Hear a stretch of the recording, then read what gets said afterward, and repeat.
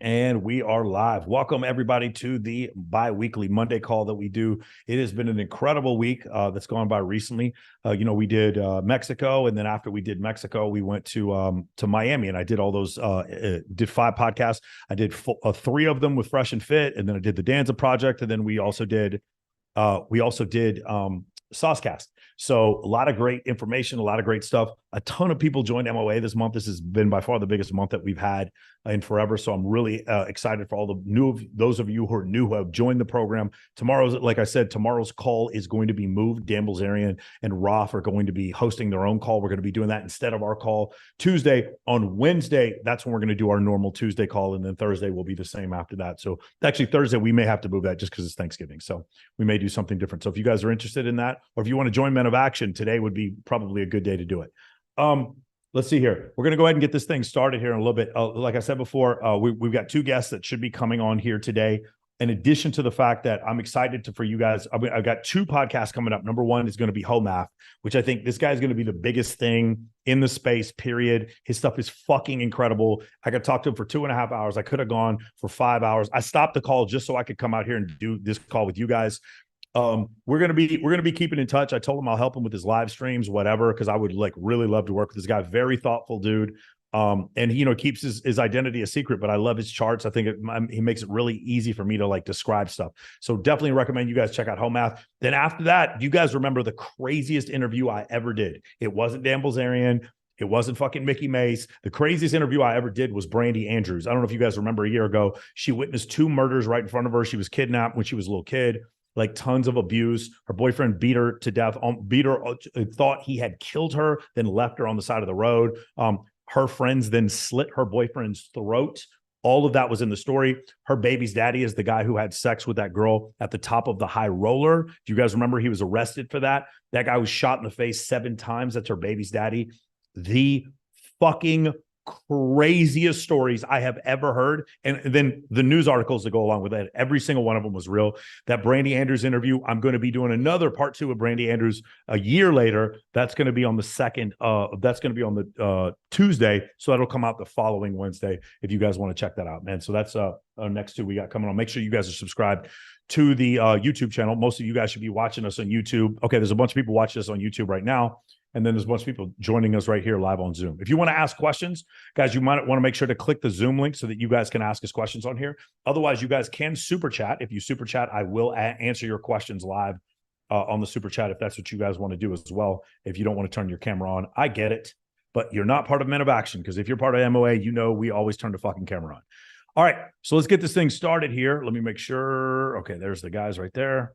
I'm going to pin this to the top and make sure everybody who is watching us on YouTube, if you guys want to click that link that I just posted, you guys can go there, join the free school server, and then you guys can join us right now where we are. There we go. There you are. What's going on, brother? I see some people pinned to channel. There it is. For those of you who are watching us on YouTube, just click that link at the very top there. If you do that, you'll join our free school server, and it will have the link to the Zoom call if you guys want to join us on there. Now it's going on there. Okay, cool. Let's get it going. Alex, are you there? Alex, got to unmute yourself. Oh, my bad. Sorry. That's right. So, Alex, I got to tell you, on these calls, because I post these on Twitter and Telegram and stuff, we get a lot of crazies try to come on these Monday calls, man.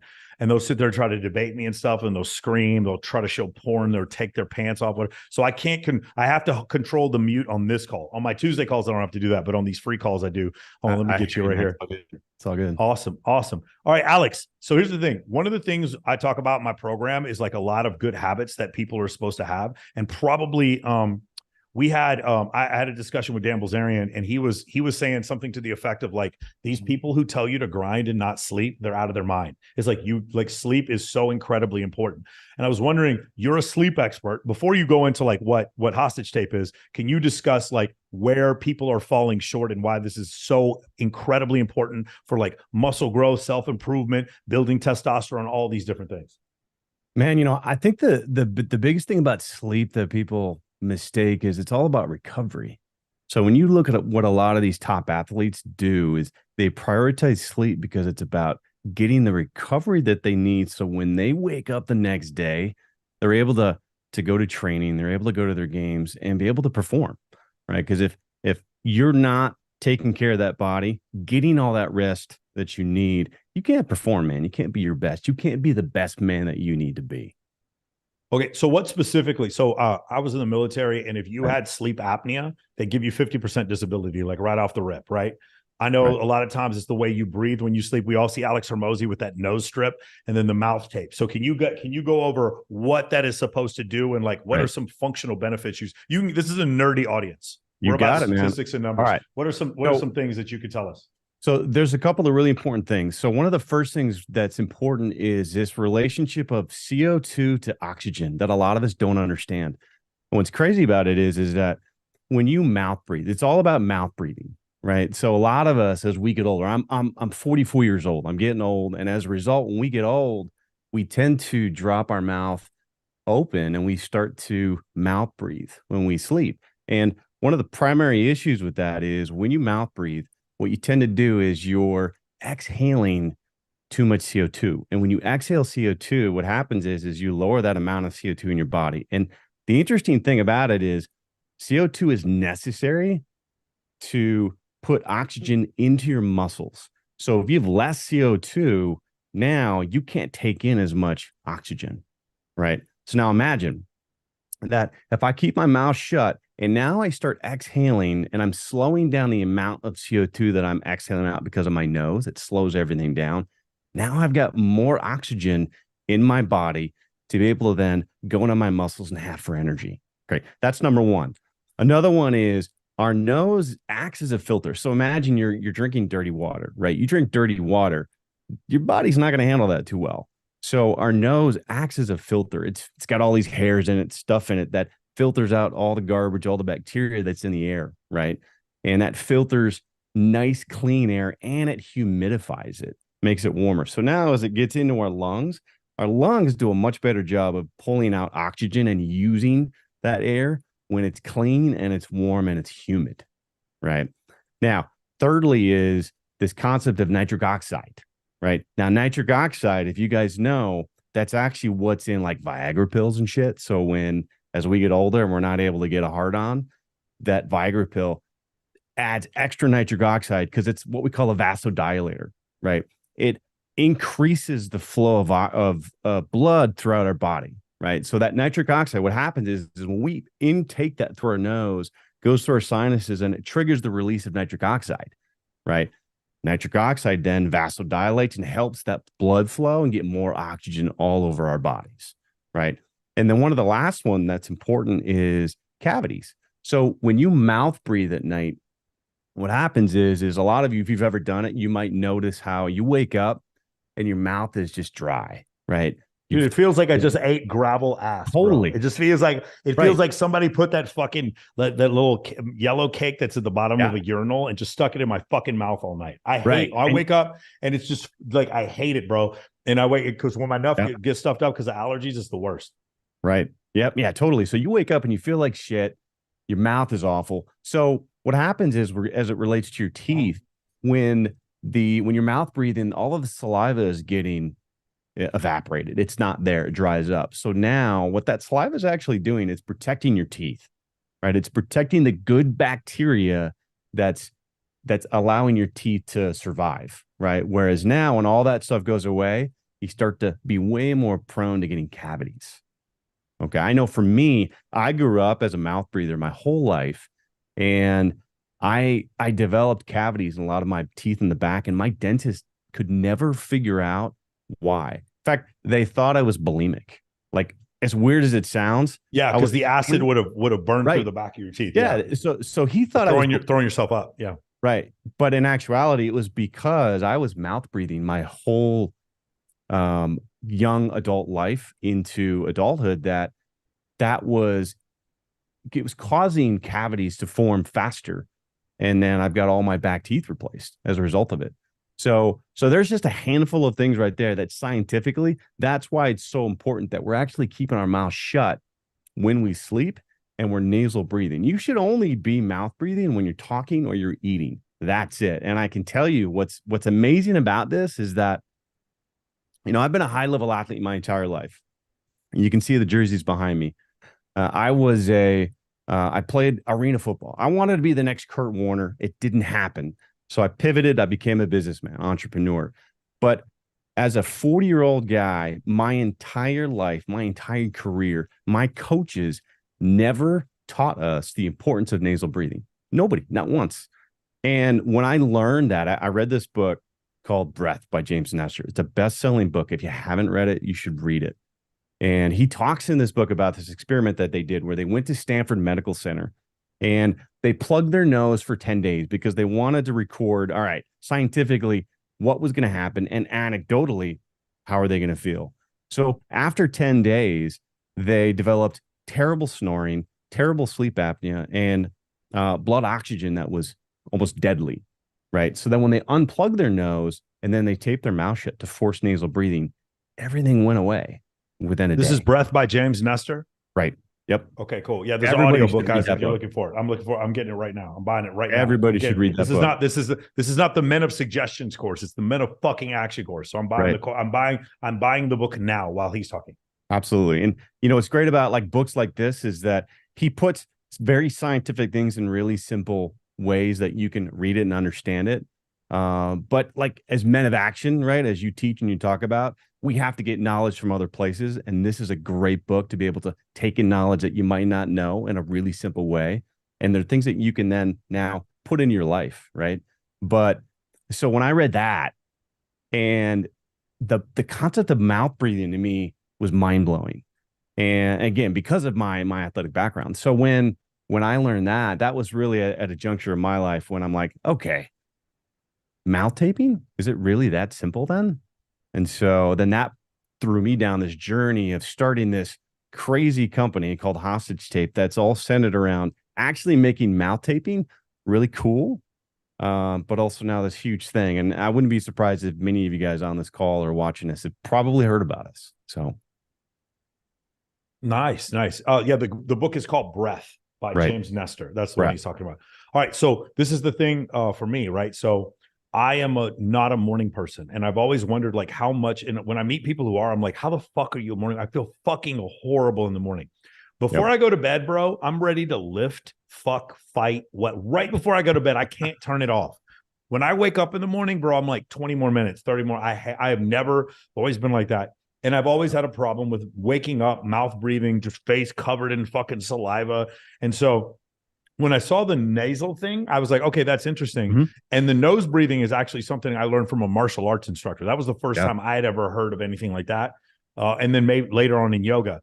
And then, so can you talk about the mouth? So this is the part, I know there's those CPAP masks for people that have, what is it called? That have obstructive sleep apnea. Yeah, usually, usually if you're wearing a CPAP mask, and a CPAP, for those who don't know, it's this mask that you might wear in your face. You kind of look like Darth Vader or some weird contraption, and it's forcing air into your nose, again, to force nasal breathing. Because people who have severe obstructive sleep apnea, usually those people are maybe overweight.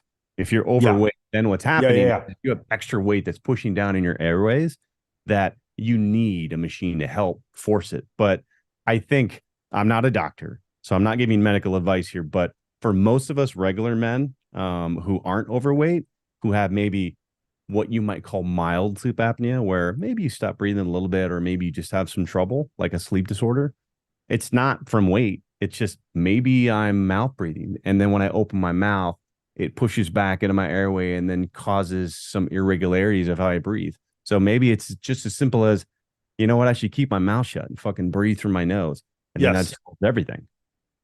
Okay. So the tape, now the thing is, I have some friends of mine, Bilzerian talked about this when he was on with Alex More Plates, More Dates. They both have wore masks like that. Right. And it seems like it's kind of hard to sleep with that on.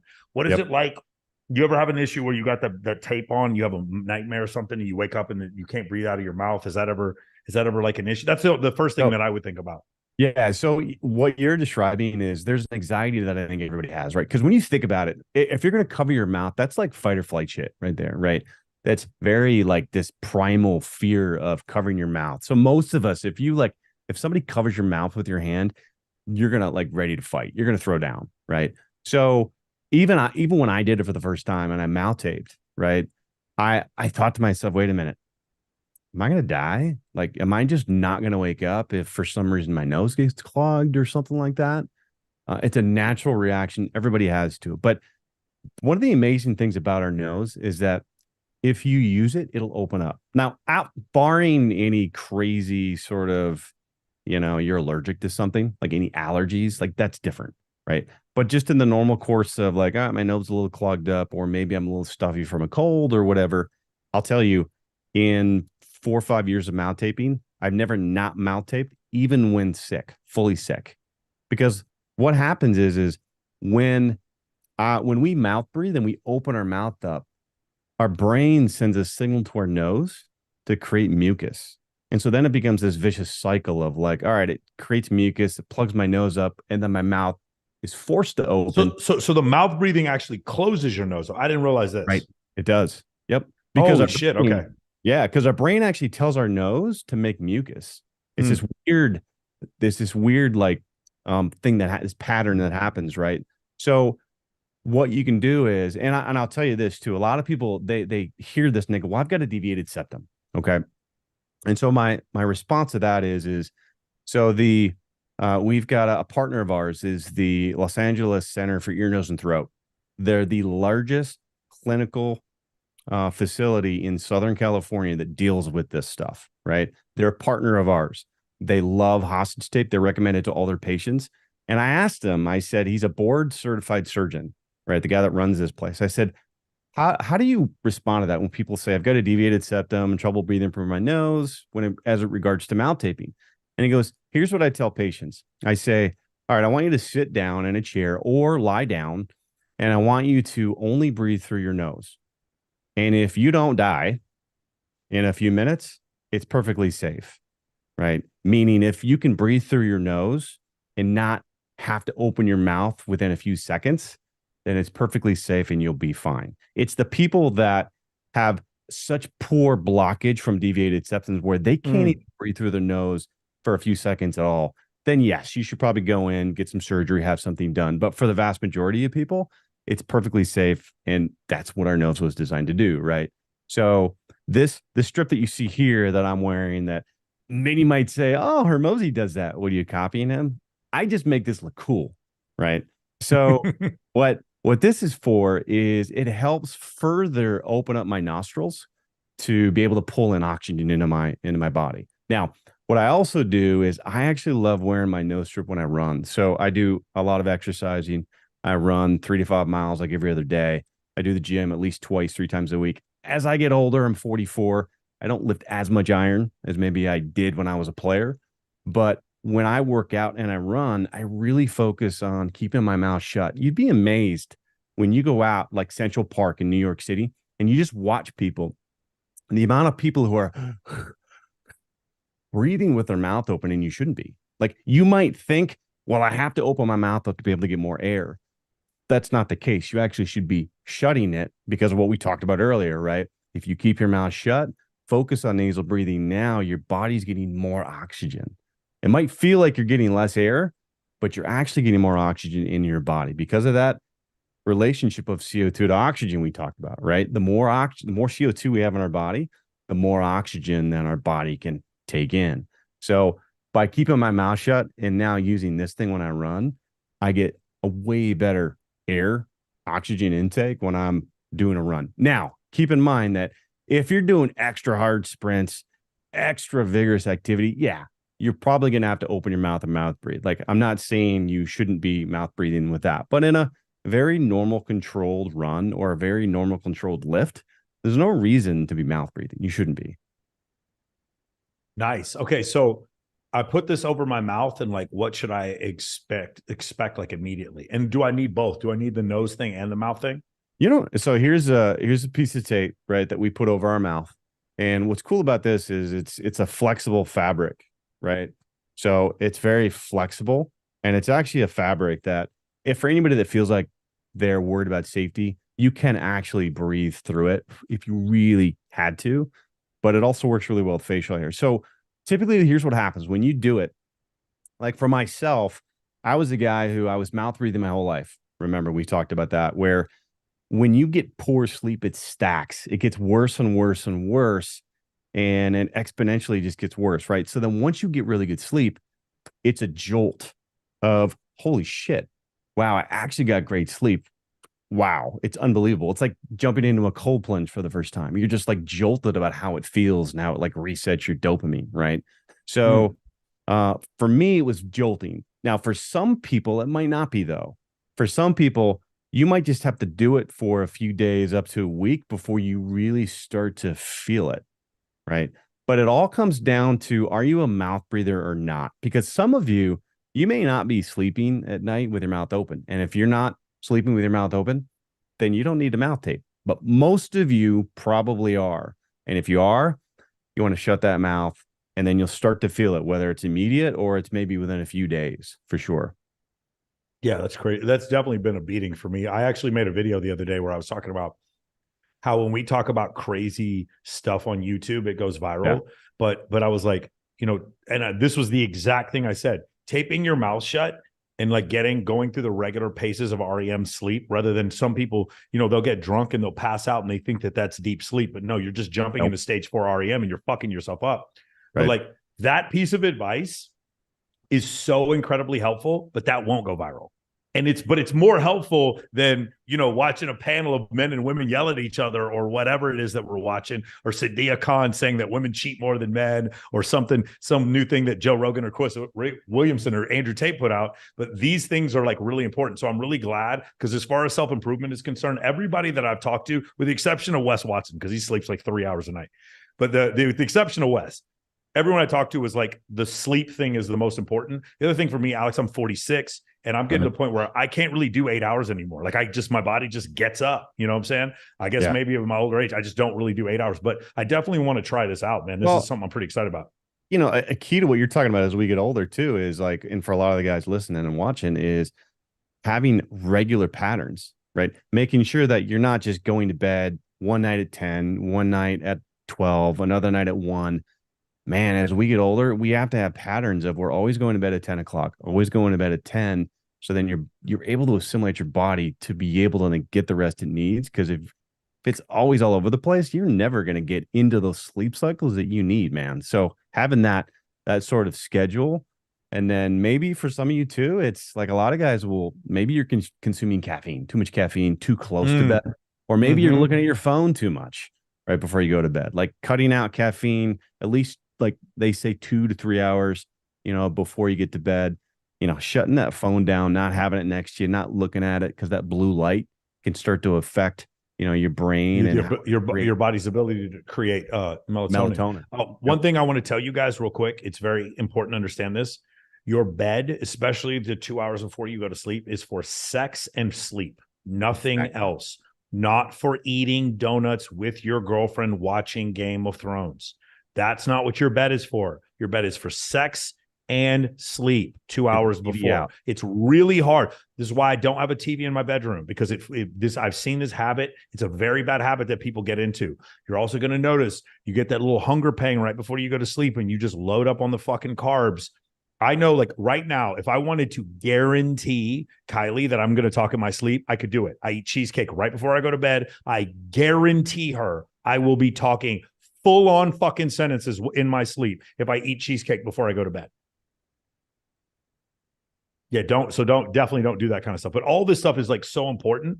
And that's the thing. Like, it's also, for those of you who get on TRT, one of the things you're going to notice is it gets progressively harder to fall asleep immediately when you start taking TRT. Your body doesn't naturally fall asleep the same way it does. The funny thing is, when you take HGH, I haven't taken it, but this is just what I've heard. When you take HGH, the opposite happens. You actually sleep more. So you fall asleep, pretty easily when that happens. But yeah, these are all really interesting things. Alex, the nose tape thing, what does that do exactly?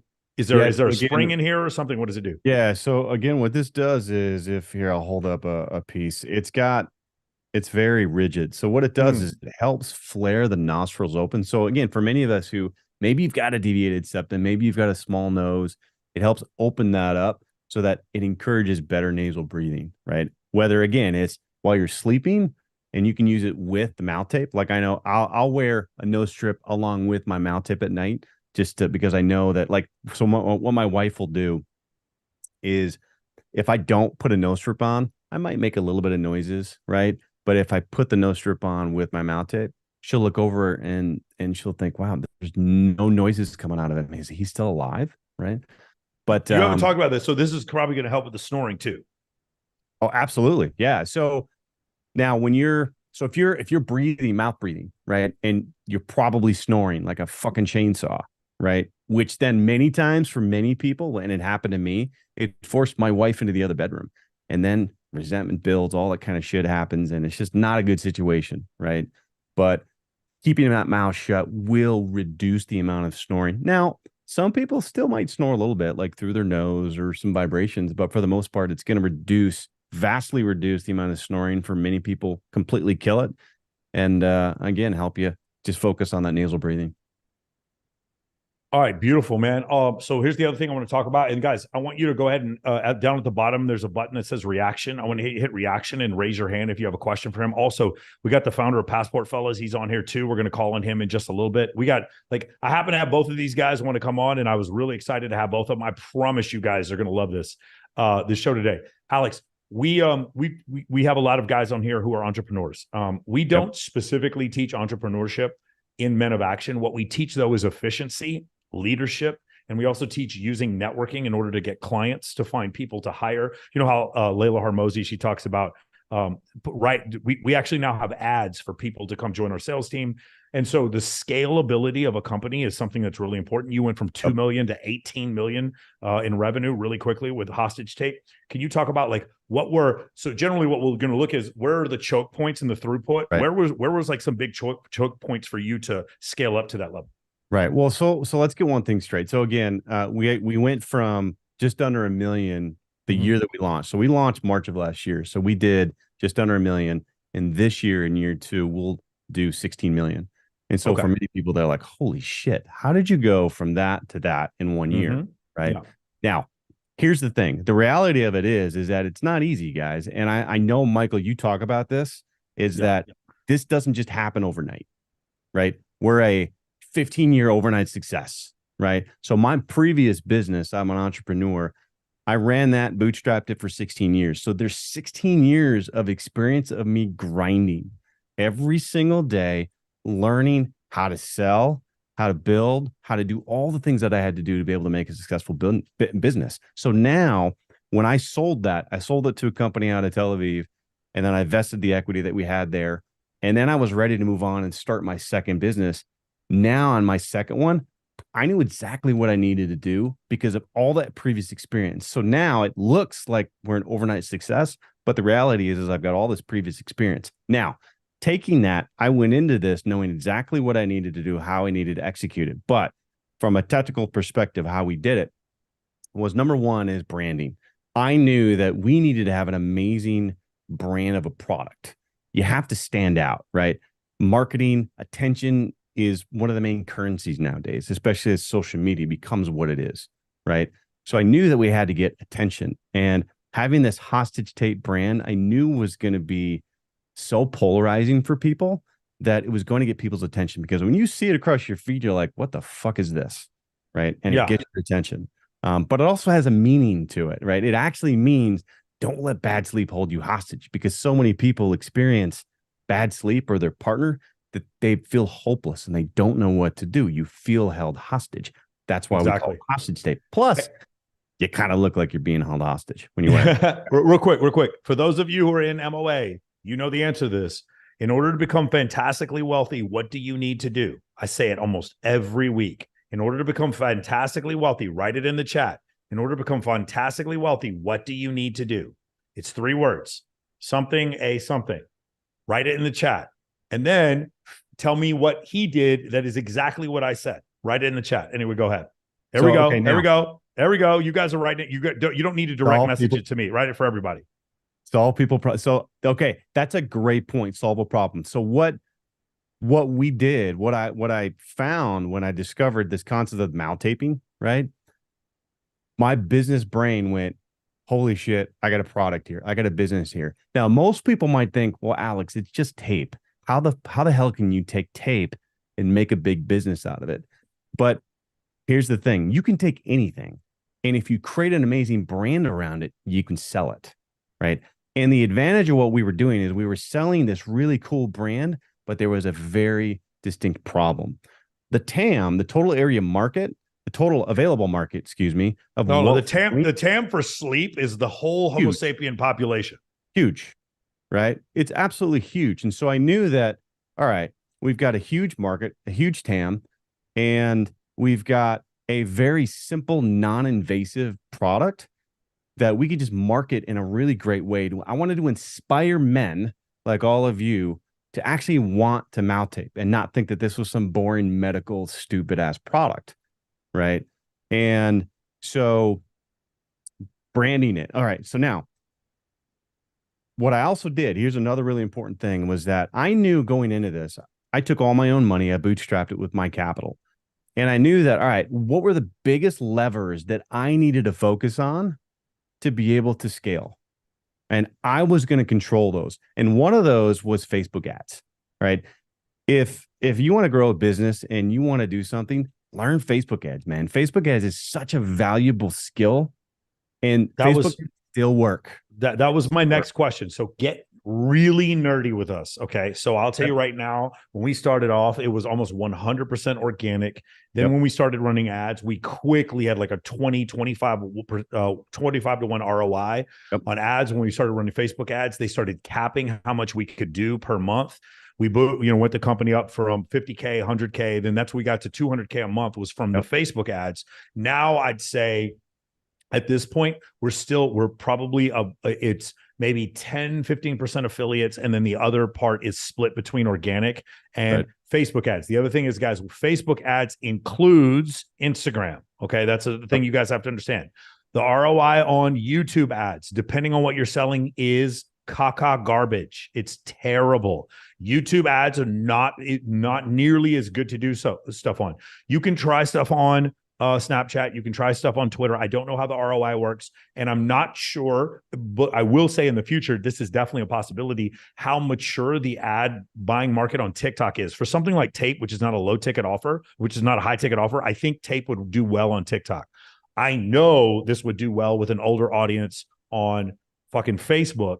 So that's why I was asking. So if you want to get as nerdy as possible and tell me what your ROI was from all that kind of stuff, and what percentage of revenue was coming from organic and what was coming from paid, we'd love to hear all that. You got it. Let's do it. I love talking shop like this. Okay. So to give you guys perspective, we've spent up to $1 million a month on Facebook ads. Like, this is how much money I spend a month.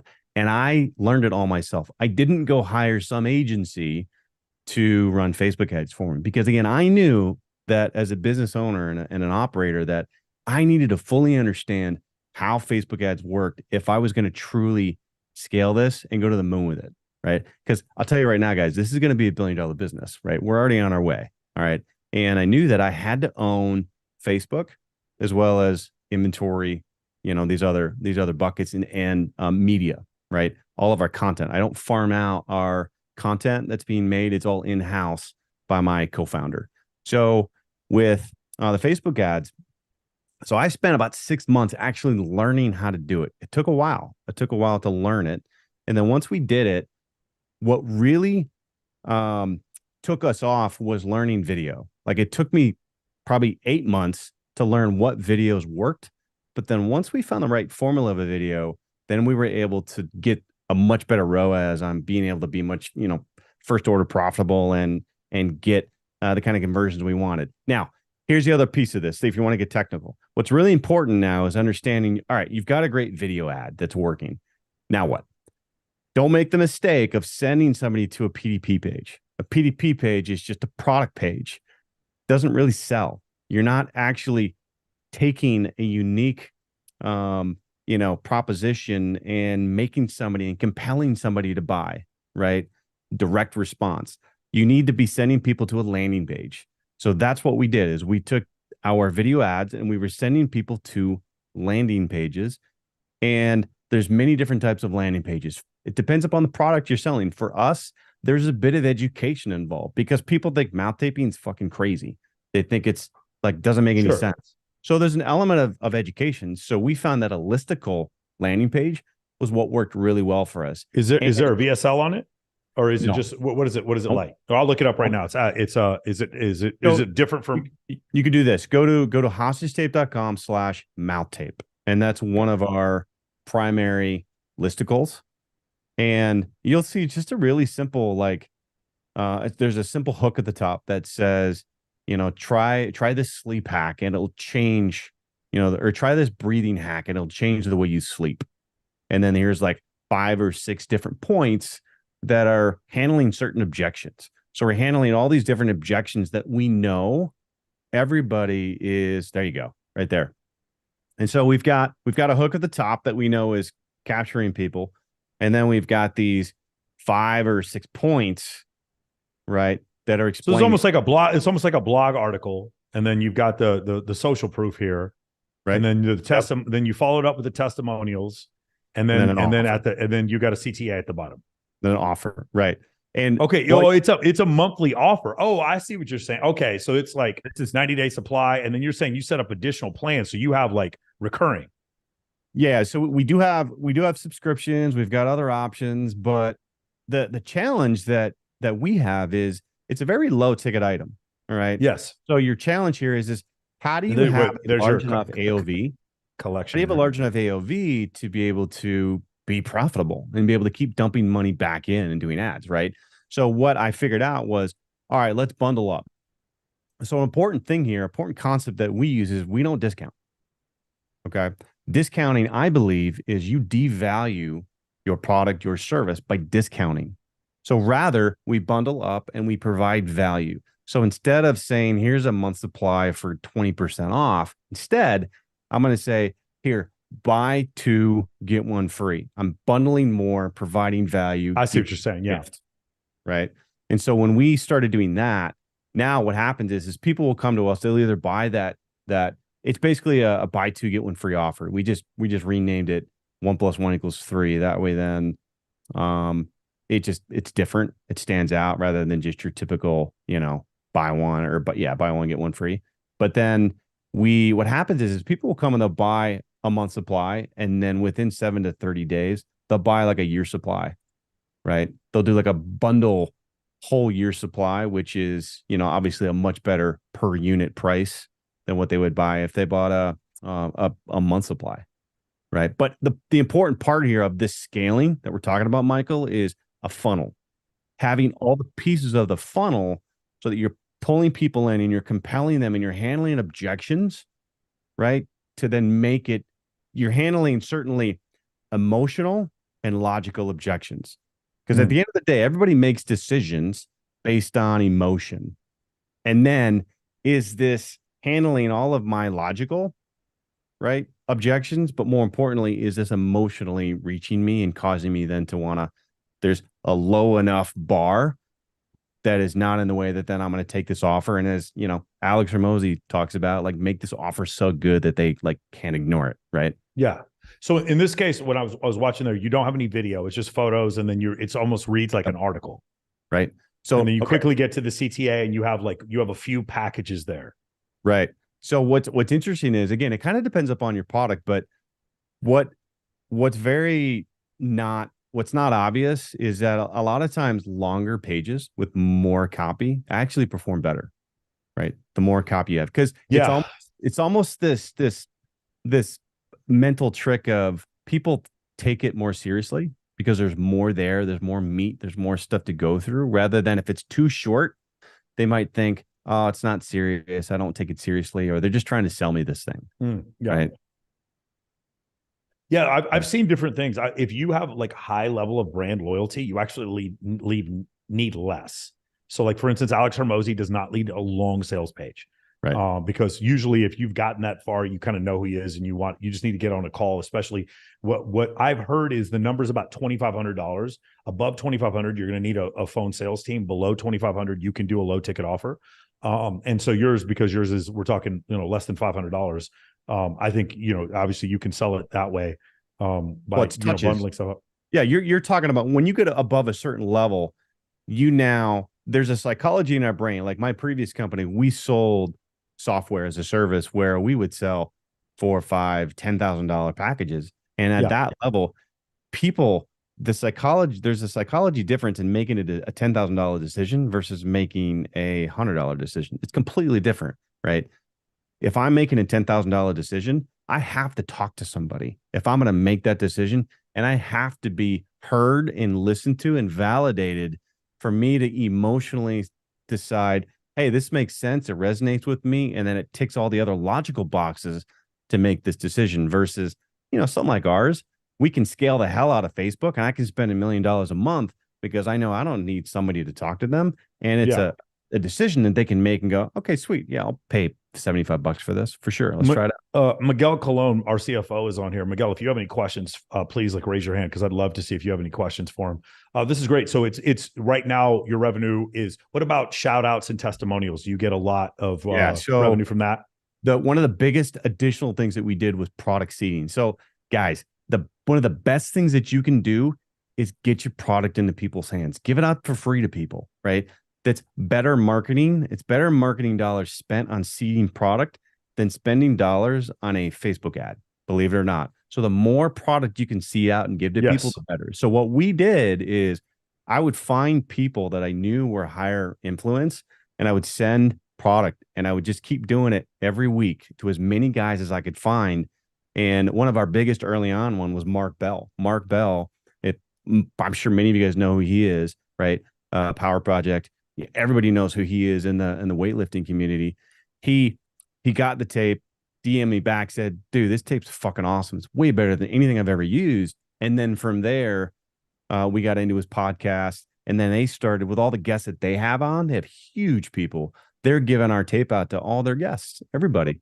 Right. Yeah. And then you got guys like Andy Frisella shouting us out. Tom Segura.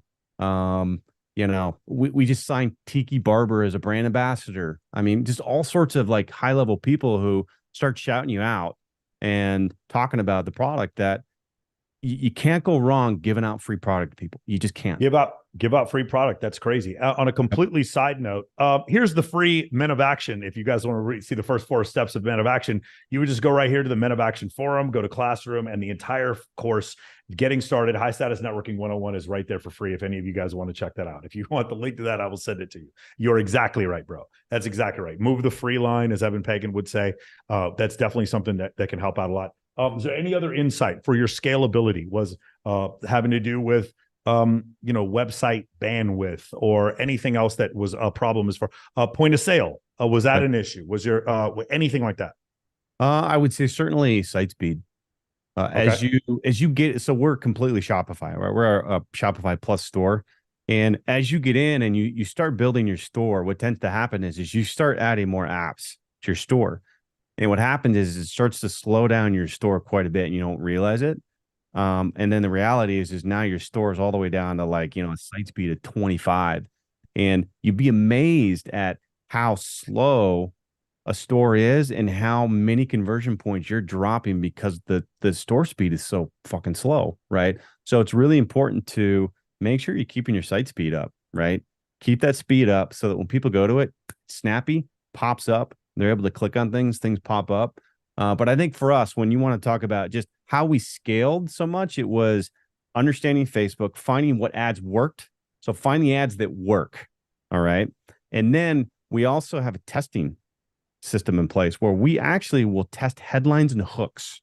All right. So we take, for example, we'll take my guys. I have a team of 18 guys. And what some of them will do is they'll use ChatGPT and come up with variations of hooks and headlines. Okay. And then we take the ones that we like best. And then we take very simple, all black ads. All right. And then we put those hooks in them. And then we just use reach campaigns in Facebook. And we really cheaply get these out over a period of 2-3 days. And then we see which hooks create the most click through. And then we know just from a psychological level, which hooks are causing the most click throughs, the most action. So then these landing pages that we're making, we're not just throwing shit at the wall to see what works. We're actually taking hooks, headlines that we've tested and now putting them on pages along with other elements because we know we've already tested each element. Okay. So there's an entire testing framework that we use to then do that. That is a pretty important piece of this that most people don't do. Most people don't do this. All right. But then it's understanding Facebook, understanding your ads, having that funnel with landing pages that works. you might need to test a few styles, a listicle, an advertorial, a VSL, right? And then not being afraid to pour money into Facebook. Don't be who gave you the strategy for your A/B testing? Did you learn that from somebody in particular? We did actually. His name is Josh Coffey. Okay, Josh Coffey. Yep. Nice. Yeah, nice. Just so you guys know, like e-commerce alley, e-commerce. If you want to go to his podcast, e-commerce alley, and he's got a great course that you can pay, really affordable. That he'll teach you how to do this. It's called his Ad Labs library test, where he'll teach you how to do that. It's phenomenal. Really, really good. I had a quick question, Mike. If you're go ahead. Yeah, I was just wondering, how did you successfully?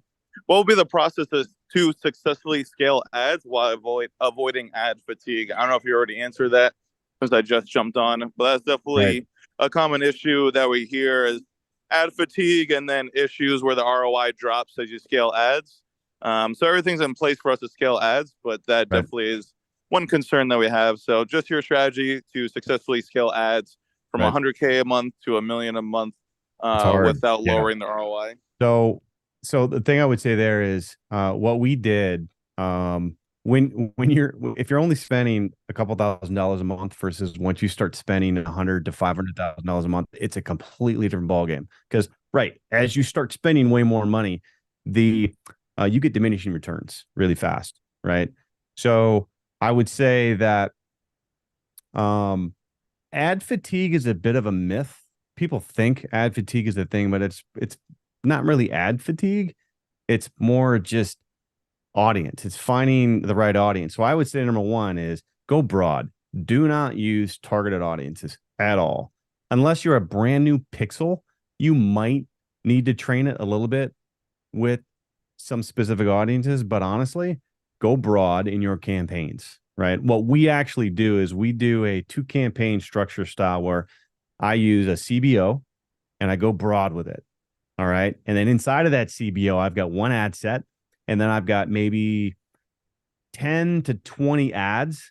I've got some that are static, some that are carousels, and some that are videos that I'm using. Okay. And then I've got another campaign that's an ASC, right? I don't believe in going all in on ASC campaigns or going all in on CBO. I use the two because we find that going broad with those two, we get an overlap of audience where it kind of targets different people, because ASC, it's using a different algorithm to find people than the business as usual campaign CBOs. I still use both. All right. And so within that too, what we do is we actually use some techniques. Another guy to learn from his name is Charlie Tishner.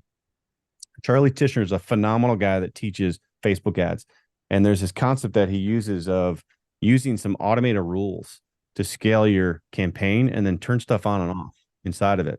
So I highly recommend go watch some of Charlie Tishner's content and learn some of those techniques, because he'll tell you till the cows come home that ad fatigue doesn't exist, and who gives a shit about ROAS? Care more about your cost of acquisition and LTV instead. Nice. Right, and also, do you have another question, Miguel? I want to give you priority here. No, I got you. That makes sense. So it's just the reason why your ROI kind of decreases because you're reaching a wider audience as you expand your audience. The people that kind of fit what you're looking for decreases, therefore your ROI decreases with it. So think about it. If you're only targeting an audience of 1 million people, right? You're going to get through that audience pretty quickly, no matter what. And you got to think about, you might have a lot of people that are potential customers, but how many of those 1 million people are actually ready to buy? They may not be ready to buy yet. So you have to widen the audience and give Facebook a chance to use a much larger audience to start to find your people, find the people that are ready to buy. I gotcha. All right, that makes sense. No, this is great. Thank you for pinging me, Mike. Real quick, Steve Miles wants to know what tracking software are you using? Triple Whale. We use everything. We say it again. Triple what? All our data into Triple Whale. Right. Triple Whale. Okay. But keep in mind, I'm e-commerce. Triple Whale is a very e-commerce focused data platform. So just keep that in mind, that like there could be others that are geared towards other types of, services or what you guys are selling. So you're not doing a lot of internal coding. It feels like you're, so you this is a great way to do it, by the way. You're using Shopify to do your point of sales, and here's my tech stack. Here, I'll give you this better. Here's the tech stack. I'm not an engineer, guys. I was a football player. I'm a football player now running an 8-figure e-commerce business. Okay, so tech stack that we use. So even if you were getting started, Shopify, obviously, number one. If you're selling e-commerce, if you're doing like service-based stuff, maybe it's ClickFunnels, right? But we're using Shopify for e-commerce, right? Also, then you're using Triple Whale. Triple Whale is giving you all of the metrics that you need to be able to make decisions on a daily basis, right? You got to be able to have access to data as it's happening so you know how to scale up, scale down, where to put your money, and what to do. Also, Klaviyo. I can't express how important it is that don't wait on email. Don't wait on Klaviyo. Don't wait on that. Give you an idea. We're doing 7 figures a month. Half of that revenue comes from our email flows, our email campaigns that go out. Okay. Now, granted, we're lucky. We're a recurring business. So people are always using our product on a nightly basis, and then they're always buying more, right? Versus if you're selling something that's just, a single sale, that might be a little bit different, but don't sleep on email. Get your Klaviyo up and running. Outside of that, like Replo. We use Replo as our landing page creator. Believe it or not, Shopify itself is not a great place to be building landing pages and constantly iterating those. But Replo is an app that you can use inside of it that makes great landing pages that you can iterate. You can make an A/B test of 2 different styles of landing pages and see which ones work better, and give you, exactly what you're trying to do. So that, and I mean, that's at least right there a pretty good. Oh, okay. Another one, Gorgeous. So do not sleep on customer service, guys. I'm telling you, customer service should not be the last thing you think about. It should be one of the first things you think about, because if people come and use your product, use your store, and they have a shitty experience, you're relying on them telling everybody else about how either great it is or how shitty it is, right? So if you're early and you're trying to grow and they have a really piss poor customer service experience, and I would recommend all of you that are starting, do customer service. You should be answering tickets. You should be doing all of that, because then you're tied directly into what's wrong, how you can improve and continue to make your product better, right? I was doing all of our tickets for the first handful of months before, like, we just got out of hand, and then I hired a guy, and then we scaled that team from there, and now we've got, I don't know, 6 to 8 different people on our customer service. But don't wait, customer service, got to nail that down. So, and we use Gorgeous for that. Yeah, so I think that's a pretty good basics tech stack of things that everybody should be thinking about. And then certainly QuickBooks. Don't wait too long to get your bro. You are not lying about that QuickBooks. shit, bro. Okay. QuickBooks will save your ass, man. Got to get that stuff going and get a bookkeeper, right? And then don't on your sales tax shit, dude. Sales tax is complicated as fuck when you're talking about e-commerce. Yeah, all 50 states, and there's all these different fucking counties, and it's complicated as hell. So we use Avalara for our sales tax, and there's a few levels of either that software is installed, and then it's telling you how much sales tax that is being pulled, and then you should be paying to all of those states. And then another level up from there is they can actually do it for you. They'll actually manage all those payments and get all that stuff out. Right. There's a couple other ones too, like Numeral is another one out there that's less expensive that you could use. There's TaxJar for that, but sales tax is definitely something. Don't wait. You don't want the government to fuck you. How many full-time employees, and then how many like W-9s do you have working for you?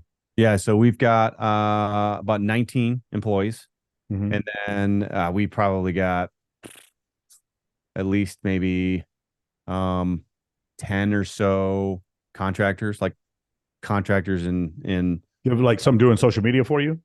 Well, so we have a couple of different contractor types. I actually use, for all of my customer service, I have a whole crew of guys in Serbia, because we don't need to be on the phone, but having email chat support, I've got a huge team of guys. I mean, relatively huge, team of guys there in Serbia that are doing all of that, that 6 to 8 guys, that we talked about. Pretty big team of just support guys. They're all contractors. And then I've got a decent size of contractors in the US that we use as what we call engagers. So here's another kind of trick and a secret. When it comes to your Facebook ads, engagement. If you have engagement on your ads, all right, the more engagement you have, the lower the CPMs you're going to get, the cheaper your ads are going to be. Okay. When that CPM goes up and gets expensive, your ads get expensive, and then you can't make as many sales. So what I actually do is I have a team of engagers. I call them engagers. They're people that I pay to go on and interact with all of our ads, all of our comments, everything. Because the more engagement, the more stuff that's going on, the cheaper CPMs I'm going to get, and the more that I can advertise and sell a great product and save lives. Beautiful. Guys, a couple things I want to point out. Number one, who have I told you is like the best connector I've ever met? Write his name in the chat. Who have I told you is the best connector I've ever met? If you guys have been following my program for a while, I'll tell you somebody like he is. There you go. Write it one more time. Anybody else? There it is. Okay, cool. Yeah, Dan Fleischman was he connected me and Alex together. Dan Fleischman he's your favorite rapper's favorite rapper. He's your favorite influencer's favorite influencer. That's Dan Fleischman. You might not know what his name is. I promise every girl you've ever seen with skinny fit tee, shreds, or whatever fucking sports bra, whatever the fuck, every one of them knows who Dan Fleischman is and goes to his birthday party. Okay. So Dan connected us, and I just made a video about Dan today. Actually, we were talking about that, how, when you go to dinner with some of these guys, like whenever I go to dinner with Dan, everybody at the dinner is probably worth $100 million except me. And I'm just watching these dudes, and they're just saying stuff over the table that can just like success leaves clues, and it's right there. So being a connector and being a better networker, it's just, it'll change everything. You just haven't, if you're not making enough money, you haven't shaken enough hands. Okay. I know a lot of you guys are like, more hands you shake, the more money you make. Yeah, exactly. So Brad, my man, Brad says that. And then, Brad is another great guy like that. Brad connects me with a ton of people. Brad connected. If you guys see tomorrow, Raf is going to be running the call for Dan Bilzerian. Raf was recommended to Bilzerian by Brad Lee. So that's how they all got connected. Again, does he have the qualifications? Hell yeah. Raf was running like a $25 million a year sales team or something more than that. So he's definitely qualified, but he gets his name to the front of the list because of the people he knows. So that's why this is so important. Can you be introverted and be a good connector? Yes, but it's fucking harder. Can you stay off social media and be a good connector? Yes, but it's really, really hard. So that's the thing, man. Why make this thing hard on yourself? Here's what we're going to do. Alex, I'm going to have these two guys. They have questions for you. And then I'm going to turn it over to Arturo. Arturo's here. He's got another business. We've never done this before. You guys happen to be on here. I'm really glad. And by the way, Alex, if you want to hang around, man, if guys have any questions for you, they can do it. Mike Hardesty. Mike, what's your question? Mike, hold on a second. Mike, go ahead and unmute yourself. How's it going? Hey. So I heard you say that the best way to start a business is to solve a problem. Yeah. How do you go about identifying a problem that needs to be solved? Do you just look for something that's in your life, or do you go out looking for problems out in the world that you think you could solve? So for me, and I'll let Alex ask this too. I was working in finance. I was making a good living, and I would be involved in the self-help space because I was asked to be a guest speaker at a lot of different things. And when I would go there, I would see a lot of guys in the self-help space who were really focused on making money, but there was a little bit of autism in there, like very difficult to hold eye contact, not able to communicate in a normal way. They didn't go through any sort of rite of passage. So there was a lot of backstabbing, very like non-masculine activity. And then I would see these guys in the dating community, and I would see them have absolutely no leadership skills, had no ability to talk to the opposite sex other than to see them like in a certain light. And so I remember just like Dan Fleischman's a great example. Bilzerian's a great example. Jocko Willink. Like I see the stuff that they do, but they don't teach it quite the same way I do from an evolutionary psychology background. So I saw a problem in the self-help community, and then I built a program for that community. And that's why we've been quadrupling every year, is because of the demand for it. Also, the problem that I was solving is based in human evolution, just like sleep. The problem I'm solving, men's a necessity for higher status and higher sexual selection, is ubiquitous amongst all men. And if you look at my calls, you'll see men, there's a couple hundred people watching us on YouTube, and then the guys that are on the call right now. If you watch, it's all ethnicities and it's all socioeconomic classes, because sexual selection and higher status are ubiquitous amongst all Homo sapien men, all of them. And that's the reason why this was able to grow so fast. And another example is Wayne Huizinga starting Waste Management. Waste Management is a huge company that cleans dookie out of porta potties. It removes waste. Nobody woke up one day and said, you know what my fucking dream is? To clean porta potties. No one said that. But what they did instead was they say, this is a problem that someone needs to solve. I can make a lot of people's lives easier if I can solve this problem. Alex, you're an athlete, and you saw somewhere along the integration chain, in this case, the chain for you to get sleep, you saw an inefficiency and you attacked it. I would say that, my answer to how do you find something, it's everything I've started, because my first company I started was the same thing. It was, how do I solve the problem of, as a coach, using video, breaking it down and teaching my players with it? So the answer is, I would look at things in my life. I was always if one thing my dad taught me was to be extremely observant around you, to the world around you, and learn from what you're observing. So I would say, look at your life right now and just spend some time being overly observant and think about what are some problems you might be going through, you might see, you might be observing, and then just open your mind up to it. And then maybe you shift your perspective and then start to open yourself up to, all of a sudden you might start to see things in a different way and go, holy shit, I never thought about this before. This is a problem that I'm experiencing or I'm noticing. What if we could solve that problem maybe by doing this? So I would say, start in your own life, your daily routine, something you're seeing at work, whatever it is, and start looking for clues there around you, right? And it might be something that you're passionate about. I would say this, for me, again, everything I've started, I'm extremely passionate about. It's very personal to me. I do not recommend going out trying to start a business just because you think you're going to make a lot of money. It's not going to go very far, and you're not going to put the hustle in and the work in to be able to get that done.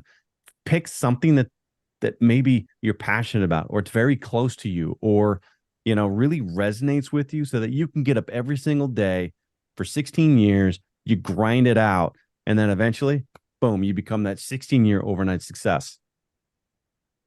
Got it. Nice. Does anybody else have any questions? Let's go right here to Radislav. What's your question?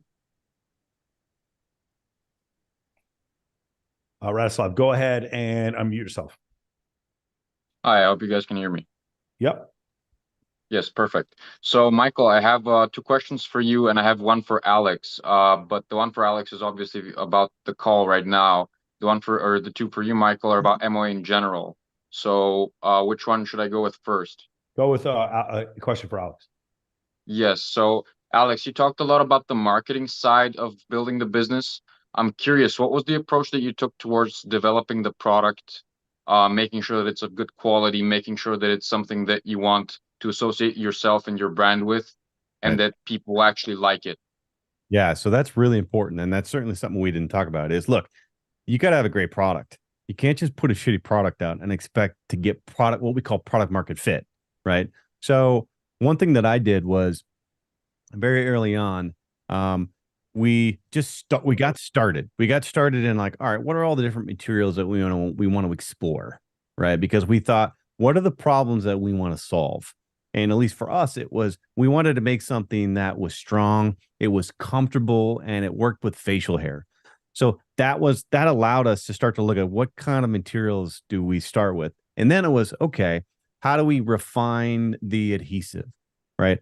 Because there's a fine balance of something that's way too strong or that's way too light that you have to find. And so I spent 6 months doing different strengths of adhesives and testing them and trying to figure out the right blend of adhesives. And I'll show you this was the very first hostage tape strip that we ever made right here. And I have that frame because of how important it was in like the beginning of creating this. But iterate. and iterate fast. You're not going to get it right. It's not going to be right out of the gate. But what you have to be willing to do is fail. Put variations of it out, fail, learn, iterate. Learn, fail, iterate, and keep pushing it out. And don't be afraid, because look, everybody always is way too scared about, well, it's not ready. I'm not going to put it out yet. I don't know. Dude, you got to do it. You just got to get something out, get feedback. And it might not be going to market with it right away, but it might be developing a product, getting it to family and friends, and getting feedback, and then iterating. But you got to get it to somebody, and you got to move fast. You got to keep doing it, keep iterating, rather than think you're going to get it all right in just one shot. Mike, awesome, man. Let me get to one last question here. Mike Woody. Mike, what's your question? And unmute yourself, Mike. All right, what's going on, guys? Yo, I apologize. I'm in mid a workout, but I was chiming in. So, Michael, good to chat with you again. Alex, ton of value that you're dropping. So, question for Alex. First is like a yes or no, then it's like a couple open-ended questions. Are you familiar, because you're doing the mouth, the hostage tape? Are you familiar with like Wim Hof and or pranayama? I am. Yep, very familiar with Wim Hof. Yep, he's okay. Wim's one of the guys. He's not super strict on like purely nasal breathing, but right. So what's your question? So, well, I wanted to just see if you could drop some value and like tell people a little bit about like Wim Hof. Just because one, I know a little bit about it. I kind of know of like one of the breathing techniques, the breathing meditations that he has. But, you know, I'm just curious, what more do you know of like Wim Hof, the benefits, oxidizing your cells and how it benefits with sleep? Right. Yeah, I can't speak to Wim Hof, but what I can speak about is what we talked about earlier, where the importance of that nasal breathing, right? Getting that relationship of CO2 to oxygen, right? The more CO2 we have in our body, then the more oxygen I can get into my body, right? Because that relationship, the only way that oxygen gets absorbed into my muscles is from that transfer of CO2 and oxygen. If I have less CO2 in my body, then oxygen can't, come into my muscles, right? So that's one of those important things about that certainly that's part of what, Wim might draw into it. But, and then the other is the nitric oxide, right? As we breathe through our nose, we trigger the release of nitric oxide. And that nitric oxide is a vasodilator that helps the blood flow right throughout our body. So does that help you out, man? Yeah, for sure. Amazing. One last question. So I'll be honest, right now I am actively trying to like work on my positive sleeping habits. I recently just quit out drinking. I've quit drinking for the last almost month. I'm almost at 30 days. But really I want to I'm not going to put a time limit on it. I'm just pretty much done for a while. I haven't smoked weed in 2 years. I don't vape. I'm like really prioritizing health, but my sleep is still a little fucked up. So could you give me like a 60-second, quick 3-step process on what I could do to like manage my sleep in the fastest, most efficient way possible? I would say a couple of things. Number one is, definitely stop. If you're going to drink, don't drink before hours before you go to bed, for sure. Cut that out, because that alcohol affects your sleep patterns, right? Another is you could look at cooling the room down, right? We tend to go to bed easier, fall asleep easier when the temperature around us is cooler. Another one might be getting rid of light, right? You might need to have blackout windows, blackout shades, get rid of any light that might be affecting you, get rid of your phone before bed. Definitely don't be looking at blue light, right? Because that blue light tends to dampen the production of melatonin, which doesn't help you fall asleep, right? And then another one, the huge one that we're solving is if you're mouth breathing at night, stop mouth breathing, right? And breathe through your nose. So those are a handful of things. Oh, and then the other one is structure, right? Make sure you're consistently going to bed at the same time. I typically like to go to bed around 10 o'clock, 10:30, always the same time every night. And then I'm up by 5:30 every day. Have a set schedule of when you're always going to bed so your body can get used to it. Awesome, man. Hey, let's do. I got to do these real quick. Thanks so much. I want to get Arturo on here. Hold on. I'm going to ask you guys real quick, these last two questions. Abimo, what's your question? And unmute yourself. It's a real quick question. I just want to talk about the Facebook ad thing. So basically, have you ever used the Facebook engagement on on Instagram posts or anything like that? And how's that been working for you if I, you I, have?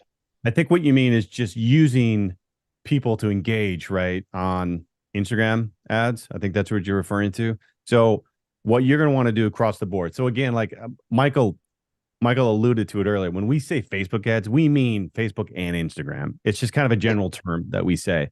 Better term might be meta ads because now they're meta. But when we talk Facebook ads, we mean both. You should be using both Facebook and Instagram ads, and that pertains to all of it. All of your Facebook, Instagram ads, you need to have an engagement on all of your ads. If your ads are going out and there's no engagement, and then there's no engagement for a few days, your CPMs are going to go through the roof, man. So get engagement, get other people, right, engaging, adding comments, sharing, doing things with it that's going to help Facebook know, oh, this is interesting. People think it's interesting. So we're going to push this to more people, and your CPMs are going to go down. Okay. Thank you so much. Awesome. Last one. Joel, what's your question? Joel,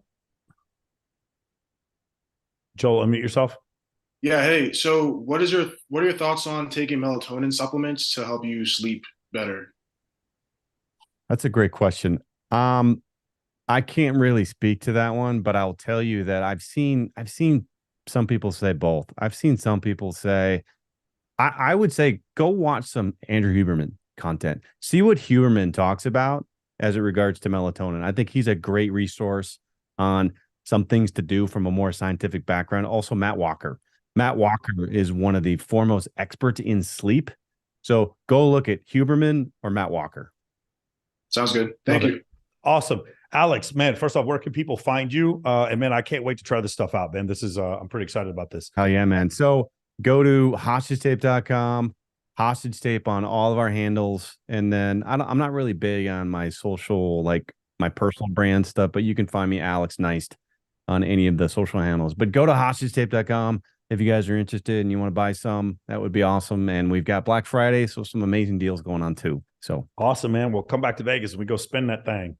Heck yeah, man. I appreciate it. We'll go out to South Point and spin that thing. That's what I do with my boys every week. That's awesome. All right, man.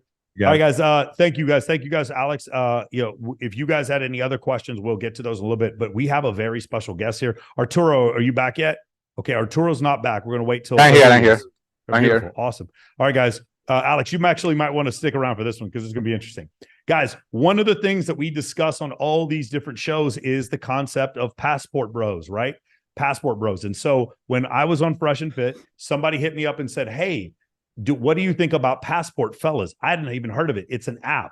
And then the founder of Passport Fellas just hit me up, and I had to have him on this call so we could have a discussion about it. Guys, if you have any questions about Passport Bros, I think this is a great time to have this discussion and talk about it. So first off, I want to know real quick, Arturo, where did you come up with the idea for this?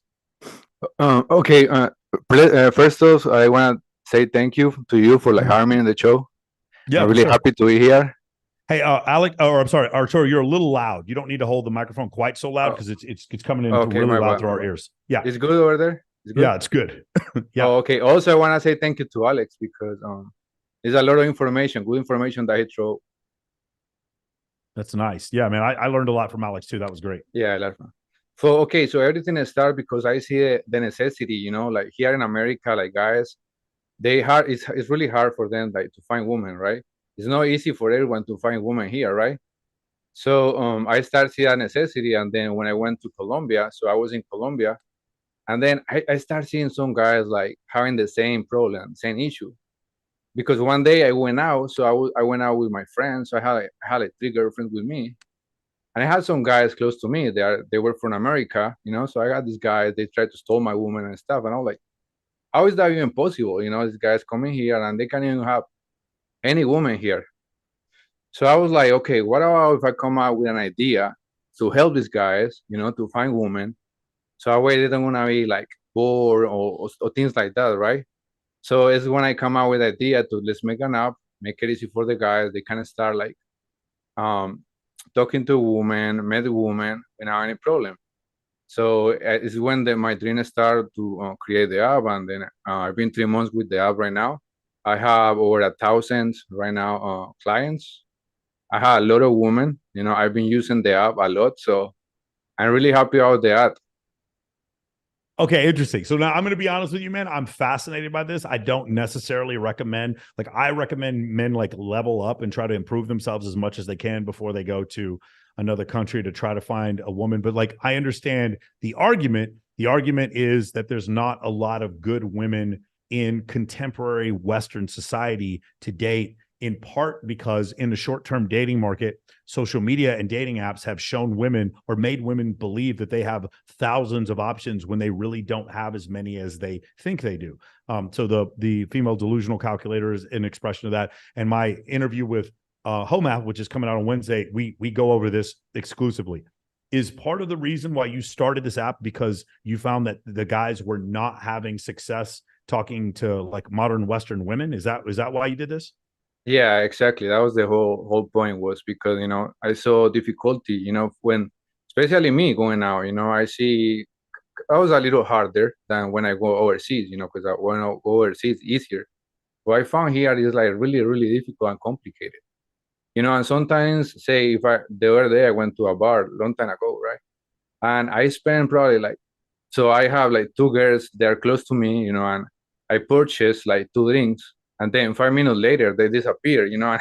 I didn't spend probably like $30, and the lady they just left, you know, just like that. So I start seeing all that, and also I believe when you have like the opportunity to talk to women, it's getting better. Say in my app, right? You want to get confident, you kind of start talking with women in my app, and then you start getting that confidence that is here. You're saying you go into a club and you're gonna have that confidence if you don't talk to any woman.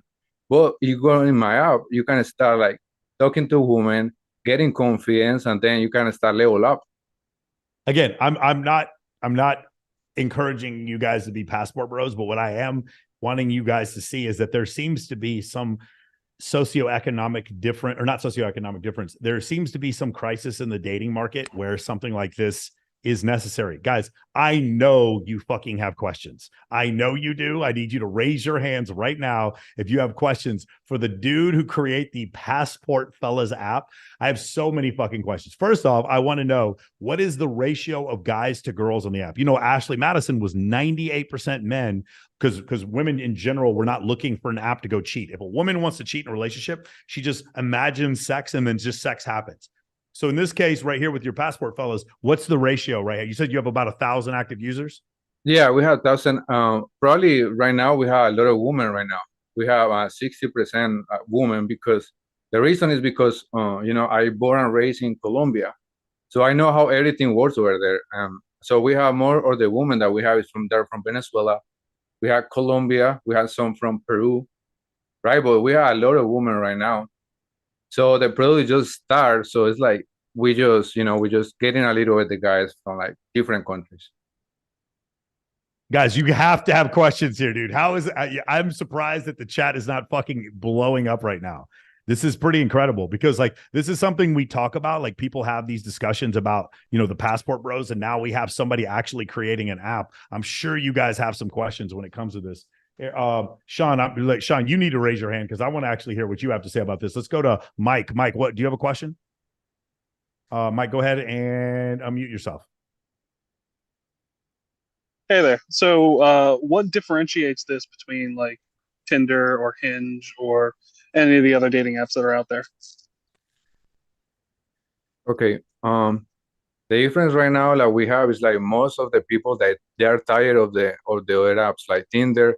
So you tell someone about Tinder, it might probably because they already have bad experience, right? So I bring this up when the guys can have like new experience, right? There also is different women. So I mean, the different kind of women. So you're gonna have more opportunities, because if you go into countries like Colombia, Venezuela, the women over there, they are not already using this app the way the girls using here in America. So right now it's just pretty much a new market over there, because they are not like using the way, you know, American girls using it over here. Well, I understand that you're tapping into a different pool of resource of people, but I'm saying, like, how does the app function? Is it the same as all these other dating apps? Where he's asking if it's right swipe, left swipe. That's what he's Yeah, asking. Yeah, yeah. or is there a different format? No, no. The function is still the same. It's still the same. The Okay. What I try to do with the app is just make sure we have more women than men, because most of these apps there are more guys than women. Right now, Yeah, what I definitely. try to target right now is get more women than men. So that way we can the guy going to my app, they can have hundreds of options. Do you have a plan on how to keep up that pace? Like if you start getting popular and getting a ton of guys on there, do you have a plan on how to keep the community at a good ratio? Yeah, yeah. Of course, I have a lot of I have a lot of publicity ideas, right? That requires money, so that is why I've been working hard. But yeah, of course, I have good ideas to keep the market going, so that way we can have more women than men. Because let's be honest, we now enough. Like we have more men than women. It's not gonna work. The people that don't gonna like it, because as men we Well, yeah, have that's less. just Yeah. that's just the downside of the internet. Let me bring this up again. What are the socioeconomic and like intersexual dynamic causes that would even possibly allow for an app like this to exist? I just guys want you to consider what that means, because there's a lot of like sort of blue pill, if you will, more progressive evolutionary psychology people that have come out recently. I'm talking about like a Mac and Murphy or Alex Datesike. What's going on? Does this sound like there isn't a crisis, or that there is a crisis? If he can even consider this, he can't. If it's 6-1 guys to girls on Tinder, Bumble, and Hinge, but he's getting more women than men on Passport Bros, what is that telling you? What are the signs here that you're seeing here? I'm trying to tell you. I'm not telling you guys to become Passport Bros. What I am telling you is you've got to level up, or you kind of don't have a fucking chance, or you go into a place where there's some level of arbitrage. So the places like Colombia, specifically in like Eastern Europe, Ukraine, these are places where women are disproportionately attractive and they don't have a huge middle class. Colombia does not have a huge middle class. You'll find that there are disproportionately attractive women in Sweden, but you don't see Passport Bros going to Sweden as much because the women there are wealthier. So there is kind of a disparity there when it comes to some of those places where you have it. Colombia, Panama, probably like the number one places in the world for this kind of thing to go on. And then after that, it would be like Romania, Ukraine, places like that, where you have, and also Southeast Asia. Obviously, there's places in Southeast Asia where you'll see this, the number of men who left Vietnam or South Korea with wives and brought them over to the States is legion, not tens of thousands. So this is something that that's really interesting. When you think about hypergamy, how it works, when you think about all these different scales, we have a group of men in the United States that have been left behind as far as short-term dating is concerned. And as a response, this app has come out. And if what I was saying isn't true, I predict Arturo's app is going to 10x in growth in the next couple of years. I predict that. And I'm not encouraging you guys to be Passport Bros, but I predict that, because if what these other guys are saying is true, which is there's good news and there is no crisis, then the app should not grow in size. But if what I'm saying is true, then it should. Let's see what happens in the future. I have a feeling I know how this is going to end. Arcel, what's your question? Go ahead and unmute yourself, Arcel. Hey, Michael, can you hear me? Sure can. Okay, cool. My question is to Ventura about the Passport Bros. Which version do I click on? Because I noticed there's like just other versions of the app. He's already on this motherfucker. He goes, which version do I click on? I'm just curious. I'm just curious. Yes. Hey man, Alex, I'm looking at Pornhub for research, marketing and research. I want to see if they make sure they breathe through their nose. You know what I'm saying? I'm just curious. This is beautiful. Bro, I'm curious too. I'm definitely going to have Rollo go enroll on your app for 100%. That's happening. Arcel, did you have any other questions for Arturo? Yeah. Do you have other females like based out besides Colombia, maybe Spain or Florida? Well, you're not going to get Passport Bros in Florida. Yeah, Florida is in the United States. Countries that have a middle class, that have a large middle class, Passport Bros don't go to those places. Oh, okay, I see. So it's outside state, basically. No, it's two things. No middle class, disproportionately attractive women. Okay, so think Singapore, Vietnam, for if that's what you're into. Colombia, Ukraine, think of that. Okay, does that make sense?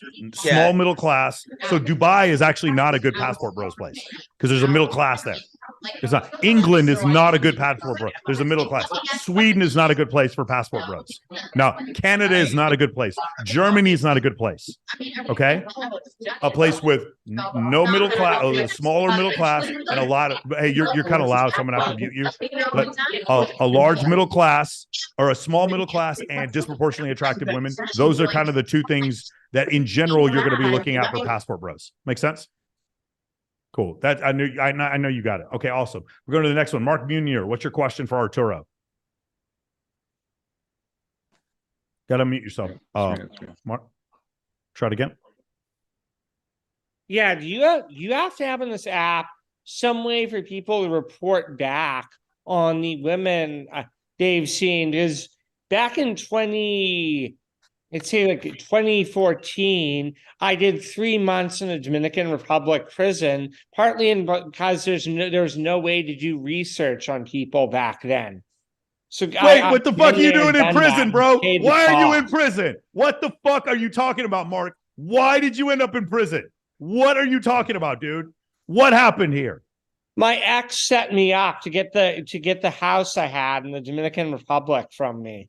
Dude, this is so crazy because the exact same thing happened to what's his face, guys? The guy Richard Hart. Richard Hart. You guys remember Richard Hart? Exact same thing happened to him. His girl set him up and then took his house. So wait, what? So they extorted you? So you were there? You were in America? This is a reason why a lot of people, like American expats, don't go to Dominican Republic and do go to Panama and Colombia because the government is at least going to protect you if you come there. Yeah, this is why I don't passport, bro. That's funny. This is so crazy. Mark, you've been on these calls for a year and I've never heard this story. So tell me I've said it more than once in the chat. Oh, have you? Okay, so tell the story real quick. You're seeing a woman and somehow she gets you arrested in Dominican Republic. Go. Yeah, I was married to her and by bad luck, kind of, we moved in next to a prosecutor. So, and she became friends with this lady who's the prosecutor, who is now this woman named Yenny Reynoso, who is now the Attorney General of the Dominican Republic because she's moved up in rank over time. So you're saying this woman set you up and now she's the Attorney General? I'm trying to understand. So what did you do? What according to the Dominican Republic, what did you do that was illegal, Mark? I have to know this. I kicked her out of the house and locked the door. Civil case in the US, criminal there. Okay, got it. All right, so it's criminal there. And then that's essentially what happened. So she just took the house? Yeah, basically I had to get a settlement on the house and she ended up getting 2/3 of the value of the house. Okay. So what you're saying is that you want this Passport Bros app to do research so that you get, it's not like Cardi B and Megan Thee Stallion where they drug. At least not research on people, be able to report back on relationships with women that are on the app. Reviews. Yes, of course. Yeah. Okay, Michael. First of all, I want to tell you, like, the move is called Passport Bros, but the app is called Passport Fellas. Passport Fellas. Yes, it's Passport Fellas, not Passport The app is called Passport Fellas and the move is called Passport Bros. That is where the idea come from. And also, somebody asked the question before about some places, right? Another places in Latin America, and Latin American, they're gonna start like working on these places. But right now, I just started with Colombia and Venezuela because we have a lot of women there, beautiful women. That's how we started there, right? But I'm gonna move. My team is gonna conquer entire America, and then of course move to different continents. The question about report, you can report people in my app. So you say something, probably you see a lady, it's kind of sketchy or something, you can report it without problem. So you're gonna have that problem to go to jail or something like that. This is incredible. This is absolutely incredible, dude. I'm sorry. This is oh my God. And just to end Andy's story, how I got out is that I have a distant cousin who's a colonel in the NSA, and they were able to get the Foreign Relations Senate Committee to put pressure on the Dominican government to get me out of the country. That's amazing, Mark. Oh my God, this is so amazing. This is like, please clip this. All you people, my team, you need to clip this clip right now. And then somehow, this is the most incredible shit I've ever heard in my life. All right, so you have no contact with her. You didn't try to make up with her. She didn't fly out to the States and explain to you how much she loved you. They live in the States now, this woman. So yeah, you never went over there and tried to get your shit back, try to get your 2/3 back. I did. I retained the right to sell the house. So what I did is I eventually sold the house and used that to pay off the mortgage and the house I'm sitting in here now, where I live now. So incredible. Oh man, God, that's a great story. Hey, do you want to download my app or no? Do you want to download the app or no? No. You'll be safe. Don't worry. I got you. This is an episode of The West Wing. That's so funny. Somebody just wrote that in the chat. All right. I love this. All right. Let's go. Joshua. Joshua, what's your question? Oh, Joshua, go ahead and ask your question. Hey, what's up, guys? Thank you so much, Michael, Arturo, Alex, and so the way I think about this is for Passport Bros and your app Passport Fellas, there's two main reasons why men would be so attractive to this, and that's the idea to arbitrage value in their socioeconomic status for sexual selection, and also to find a wife, right? Morals that aren't so popular here in the West. And as someone, it's a free throw. Yeah. And as someone who was born and raised in Colombia, I was really curious on your insights to have you seen an increase in Western values in women, in the women in Colombia? And if so, is that something you're kind of keeping an eye out for? Yeah, that is an excellent question. Yeah. Yeah, of course. Right now, women or they're getting, like they're getting like crazy. They're getting all these Western ideas and everything. And the women over there, like I started like dating the other day a girl, and she started acting like like a girl from here, from like North America. So I was like, so it's getting difficult, but there are some girls that still have the same values, like traditional values. So it's like, of course, you're gonna find all kinds, but I think the traditional values still keep.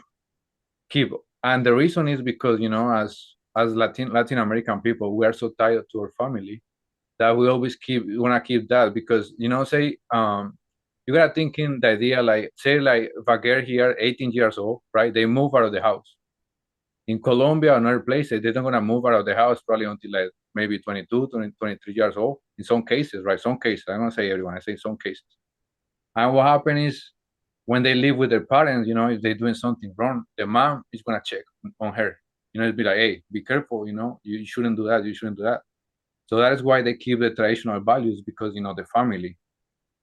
It's because not much independent, but right now we've seen a little bit of independent, but still we can still see so many girls with like traditional values. So really interesting to me how, in America and kind of the Western, like Canada and even Australia, this is like a very popular mindset for women to have, and it's very it spreads, right? And to hear that it even has legs in Colombia is quite interesting to me. And so you're saying that you've seen quite a drastic change or a subtle change from. Yes, correct. It's getting like every years and everything happens, because North America is like United States is big. So whatever happens in North America is gonna reply in like South America.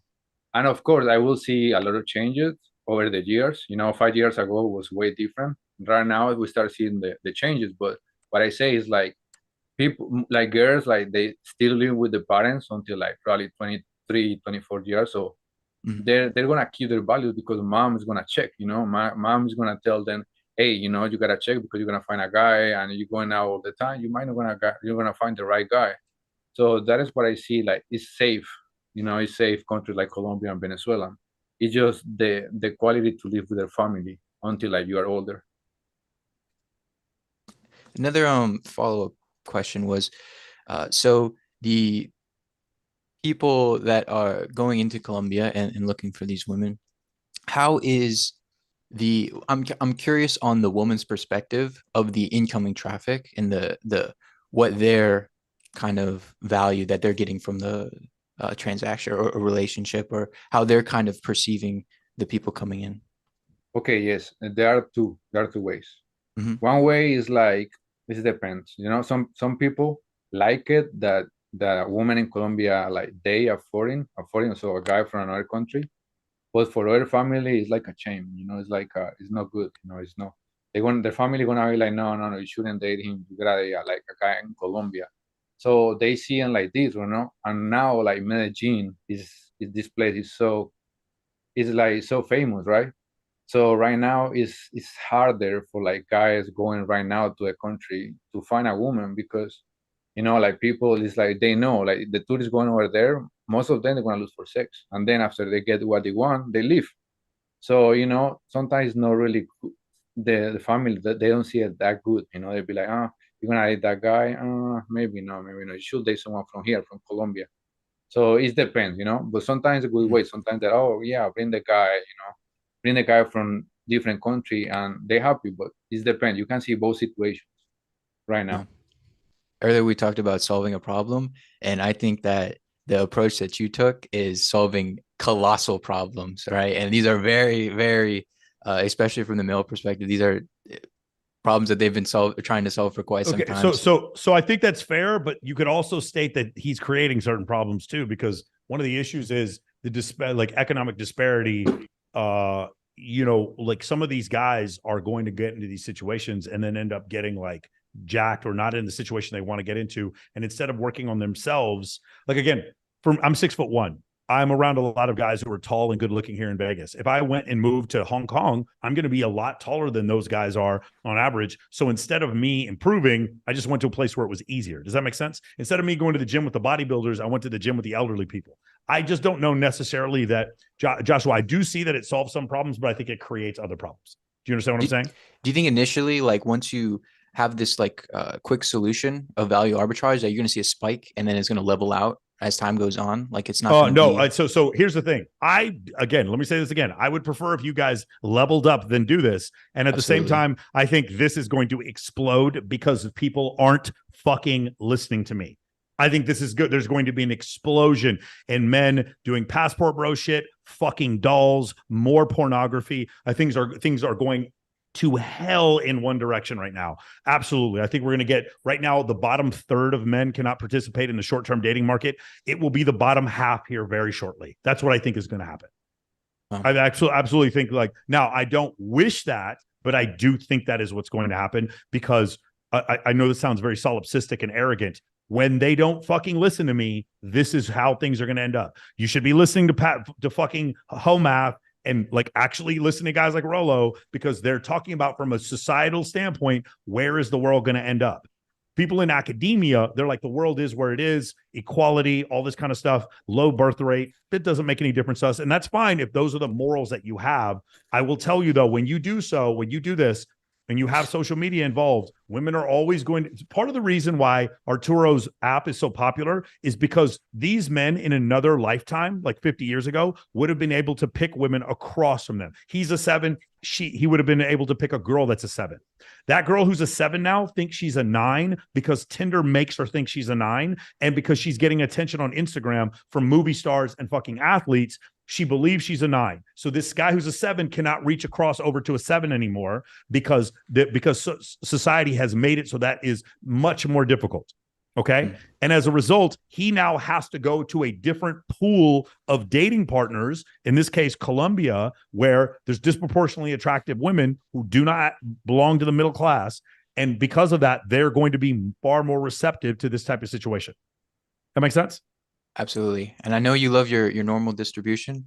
Yes. So are you saying that the top 14 to 16%, you're saying that percentage is actually going to get smaller and smaller and smaller? No, it'll always be top to 14 to 16%. But I think the men at the bottom who live in disparity is going to increase. What I'm saying is what we consider bad now, there's a lot of men who died virgins previously. So it's not quote unquote bad, but like the number of men who are going to go like sexless other than, using a prostitute, the number of men who are going to go sexless, I think is going to increase dramatically, especially when I listen to the positions of academia pretending like there is no crisis. I know that's where we're going. And that's unfortunately the case. I mean, it's just like it was these progressive politics that got us here, and it's going to continue to do so. Like, for instance, I like the fact that women can be on birth control. That means previously, before I had a girlfriend, if I had sex with a woman, there's less likely chance that I was going to have a baby with her. I get that part of it being positive, but the negative part, it was screwing up her fucking endocrinology. It was screwing up her brain. And we're starting to understand the effects of that now. And so both of these things can be true. If you're a guy and you're a good looking dude and women are like free love, have sex, we can fuck just like men do. If you're a dude and you're good looking, that is the greatest thing in the world for you. If you're not, though, what happens is these women are only picking a certain subset of men in order to participate in short-term mating. And the rest of these men become disgruntled and angry. And you start to see in countries where there's an exceptional amount of bigamy or polygyny, you start to see those countries are more dangerous. Nigeria, South Sudan, Afghanistan. You start to see those countries where they do not have encouraged monogamy. You start to see more violence. Okay, that's where you start to see. And by the way, to a certain extent, it was like that in Colombia because there were men at the top who had multiple mistresses and partners, and men at the bottom who had nothing. And that's something that made it very difficult. And so that's what you're going to see. And so my whole thing with Arturo is I'm not here trying to make you guys become passport bros. I'm trying to illustrate the socioeconomic and intersexual disparities that are being created. That is a crisis. That is on the brink of being a massive crisis. All these people would not, again, I happen to like Andrew. I'm not saying everything he said was true, but I could be saying everything he's saying is true. I'm not saying it one way or the other. What I am saying, though, is Andrew doesn't become as popular as he becomes if none of what he's saying is true, right? So he's speaking to someone who doesn't feel like they're being heard. And academia chose to ignore those people. And because of that, that's how we ended up in the situation we're in now. Make sense? Yeah. Do you think people are aware of this and they're just, or do you think it's kind of no? Women are aware of ignorant? who liked their photos, and men are aware of the porn they just watched. There's no more awareness than that. One of the funny things is there's like different levels of awareness that humans have, and one of the problems with social media is that in order to maintain relevancy, you kind of need to be on social media. But getting on social media brings you down to these lower forms of thinking. So it's like this catch-22 situation. Right? It's very similar to if you date a woman and a woman starts shit testing you, she wants you to show emotion to let her know that you care about her. But if you show emotion, it shows that you're weak. It's like basically you do what she asks for and then she punishes you for it. It's the same situation here. The more you can get on social media to make you more relevant, and in doing so, you actually bring yourself down to where you enjoy watching people fight and cat videos, and like you're not doing anything to better yourself. Meanwhile, if you look at TikTok in China, they're showing children educational videos. Here in the United States, we're showing children 16-year-old girls in Daisy Duke shaking their ass. That's what we do here. Okay. So therein lies the crisis, and the results of the crisis, the crater, the aftermath of the crisis is passport bros. Yeah. Make sense? Thank you so much. Yeah, absolutely. I love it. Amazing, I love guys. it. Let's go to all the way to Harvard University in Cambridge, Massachusetts. Let's go to Tristan. Tristan, you there? Yep, I'm here, man. What's up, Awesome. dude? I just had a question for you. So if we just look at it logistically, I want you to address this. So we know that in places like Colombia, Venezuela, and stuff like that, that there's not a lot of mobility, period. You mean economic mobility? You mean economic mobility? It's still a democracy. You could leave the country if you wanted to. You just have to have the money to do so. Economic mobility. Yeah. So a lot of these girls will probably never make probably $100,000 in their life. So my question to you is, do you think that your app, there's a potential that your app is promoting sex trafficking? Just a question. They might be in some point, but you gotta understand, like the many women working in Latin America. I mean, so many that we have already so many women working like apps at webcamers, something like that, right?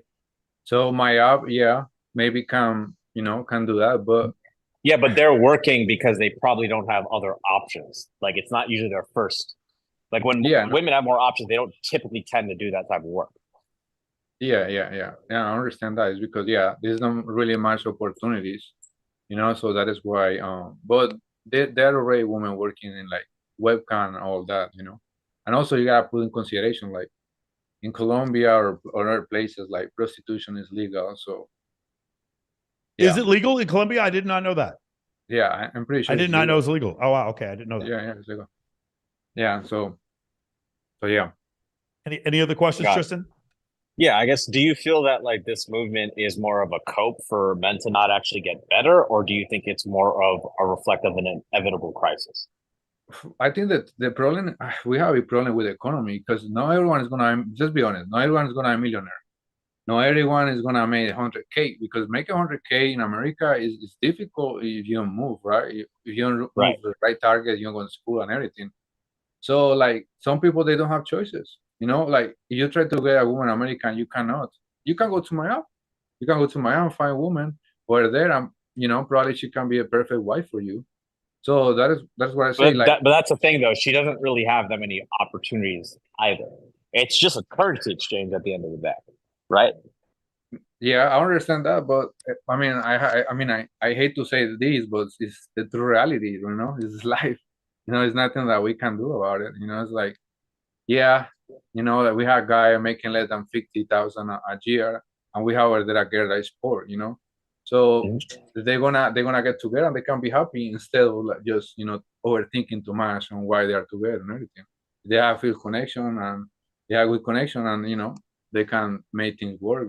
That'd be nice because not everyone is gonna make in America. Not everyone is gonna make 100K a year.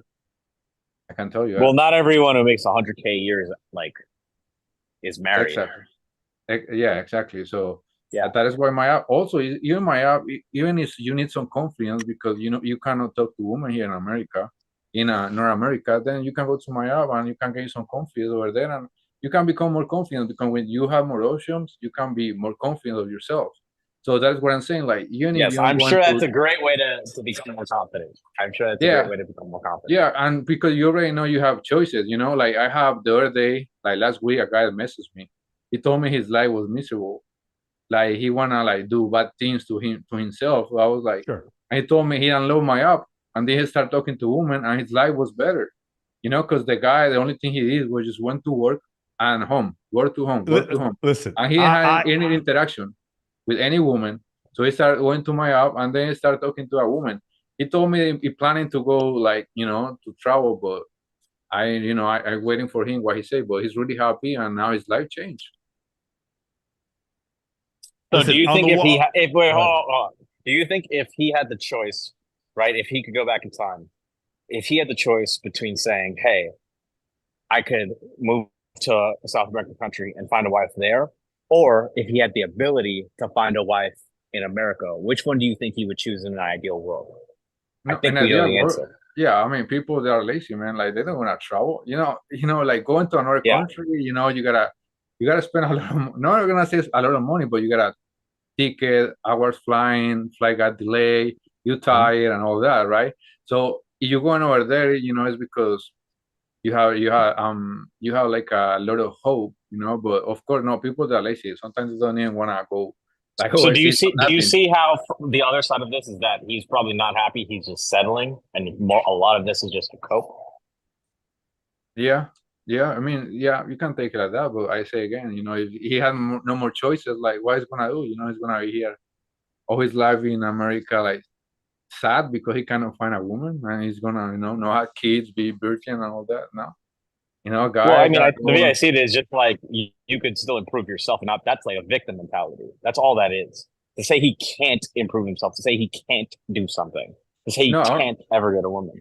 yeah, but That's where it's I cope. mean, yeah, but sometimes things take years, Like if I want to improve myself, it's not gonna probably say if I want to do something better on myself, probably it's gonna be 2, 3, 4, 5 years. And if I know any woman in 3, 4, 5 years, I'm probably gonna be really sad. But if I say if I can improve myself right now, but I can download my app and then I can go and find more women, then that can be a good choice for like for something right now. So solutions Do right you now. do you think the women actually like them though? There are some cases, because we have good women and evil women in every country, right? So if you got the right Sure. woman, I see. Okay, I see guys that bring women here, and they stay with the guys. Doesn't matter if the guy is poor or it's not poor. Well, I see cases when they bring a woman in 6 months, she's already another woman, and she already left the guy. So you can see different cases. That's why you gotta pick and make sure the woman that you have is the right one. Because sometimes, like I'm telling you, like every girl. So I know a lot of women, right? I'm from Colombia because I'm from Colombia, of course. So when they come here, they talk to me, right? In probably the first month. In 6 months, they don't talk to me anymore, because they change their mentality. So it's like it's probably charge about more, 6 months. 6 months. They can change their mentality, but you can find a right woman. They're gonna stay for you, right? They're gonna stay with you forever. So you just gotta make sure you find the right one. How much do they charge to stay with you forever? How much does that cost? They charge. What do you mean they charge? Never mind. All right, Mike, I'm good. You can move on. Incredible. Okay, guys, we're gonna get to a couple more questions, and then I got to get on with my life. One more thing. I want to say this real quick before we keep going here. What we're gonna do, like I said, tomorrow, if you guys are interested, Dan Bilzerian is having a live stream tomorrow for guys who are in Men of Action. I just want to remind you guys, those of you who are in Men of Action, we're going to be joining that live stream tomorrow, and then our Tuesday call is going to be on Wednesday. So, hopefully we can bring you some more great stuff. I'm really excited for those of you who loved what you learned from Alex. Man, I learned a ton from Alex. He's sending me some mouth tape, so I'm going to definitely try that stuff out, and I'm going to tell you guys how much it works. I saw 2,300 like 5-star reviews from this stuff, so it looks like it's going really, really well. Jocko Willick apparently talked about it, so that's awesome. Let's keep going, dude. Actually, here's what I want to hear from Kareem in Mexico City. Kareem, what do you have to say about all this? There you go. Can you hear me? Yeah. Cool. Yeah, I mean, I've got a couple of questions because, I'm surprised you guys haven't mentioned Mexico as one of the passport bros countries, particularly Mexico City. The rest of the country's not that popular for that, but Mexico City and like Tulum and that area, like it's passport bro city. But anyways, my question is, based on what I've seen here and my own experiences traveling through Europe and North America, to what degree do you think this whole passport bro things is just economic leverage for people that could become more attractive in these countries by the amount of money they make in their home countries? And to what degree is it just supply and demand where you're just more exotic, right? Because the question would be, people in Colombia, in Venezuela, in Panama, in Mexico, whatever, where do they go if they want to become passport bros? Where do they go, right?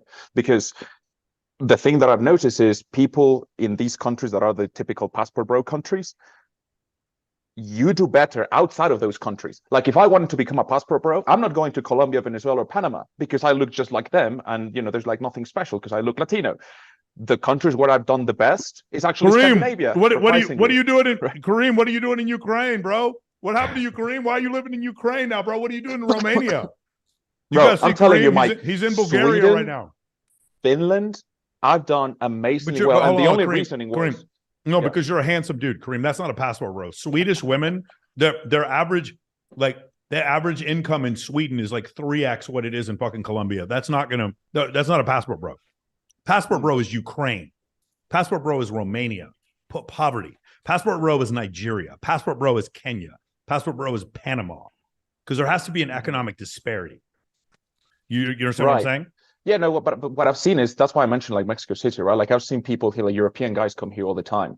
And some of these guys are broke, they're actually like backpackers and staying, crashing on couches. But that's because not passport bro. That's not passport bro.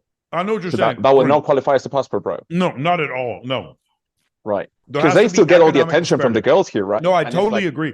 No. Yeah. There's like, if I went to Japan, I'd get a bunch of attention from women because I don't look like them. That's not being a passport bro though. Yeah, passport bro is like there's an economic disparity involved. Got it. Okay, that makes sense then. Yeah, because I was wondering, like where else if a tall, good-looking Swedish guy comes to Florida, yeah, or an Australian guy comes to Vegas and becomes a male stripper, that doesn't make him a passport bro. So it's always about an economic disparity. There needs to be leveraging. I leveraging the believe economic. there needs to be Yeah. an economic disparity.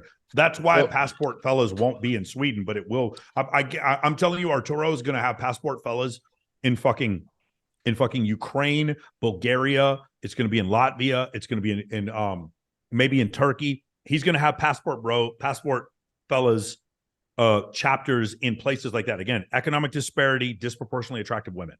That's what you need. Got it. That makes sense. And also a lack of socioeconomic mobility. Very, very key. Well, yeah, that's what economic disparity, a lack of a middle class. Yeah. Yeah, but also Kareem, one of the issues is I don't think Mexico City, especially where you live, doesn't have a middle class. I think you do have a middle class. For all Latin American countries, Mexico has the largest middle class. You almost have a $2 trillion GDP. Like that puts you in the like top 20% of GDPs in the world. Like Mexico is not Mexico, because of its massive population per capita, is still a poor country, but overall you're compared to like a typical African country or any country in South America, you have a larger middle class than any other country. Oh, sorry, he's muted. I just gonna say like oh, what you're saying right now, it's like, yeah, also like this app, everyone can download it, right?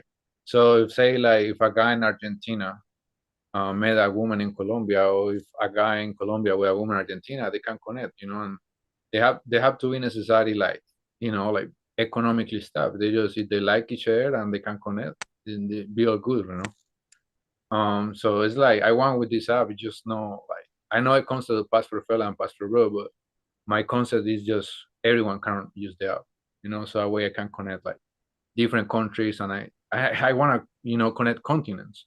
So that is why I want to, the concept was passport bros, but my concept is just everyone using the app.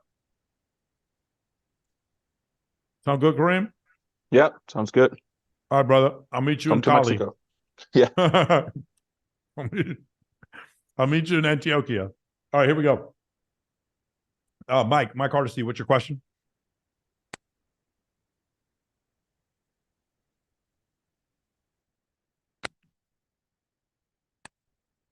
Or you are mute. There we go. So it seems like everybody's sort of been nibbling at my question, but not saying it outright directly. But this seems like it's going towards, I'm hesitant to say exploitation, but what you're looking for is economic disparity. And it seems like it's incentivizing women to try to get out of their economic situation, which sort of supersedes their motives for finding an actual relationship. So how many of these women are feigning a relationship to get out of a shitty situation that they'll just pull the ripcord the second they get out? Okay, no, how do you hedge against that? Okay, so basically what happened is, like, in some countries, say Colombia or Venezuela, there are a lot of women, they cannot find a guy. And I'm gonna tell you this because for experience, because I born and raised in Colombia, so I've been seeing all.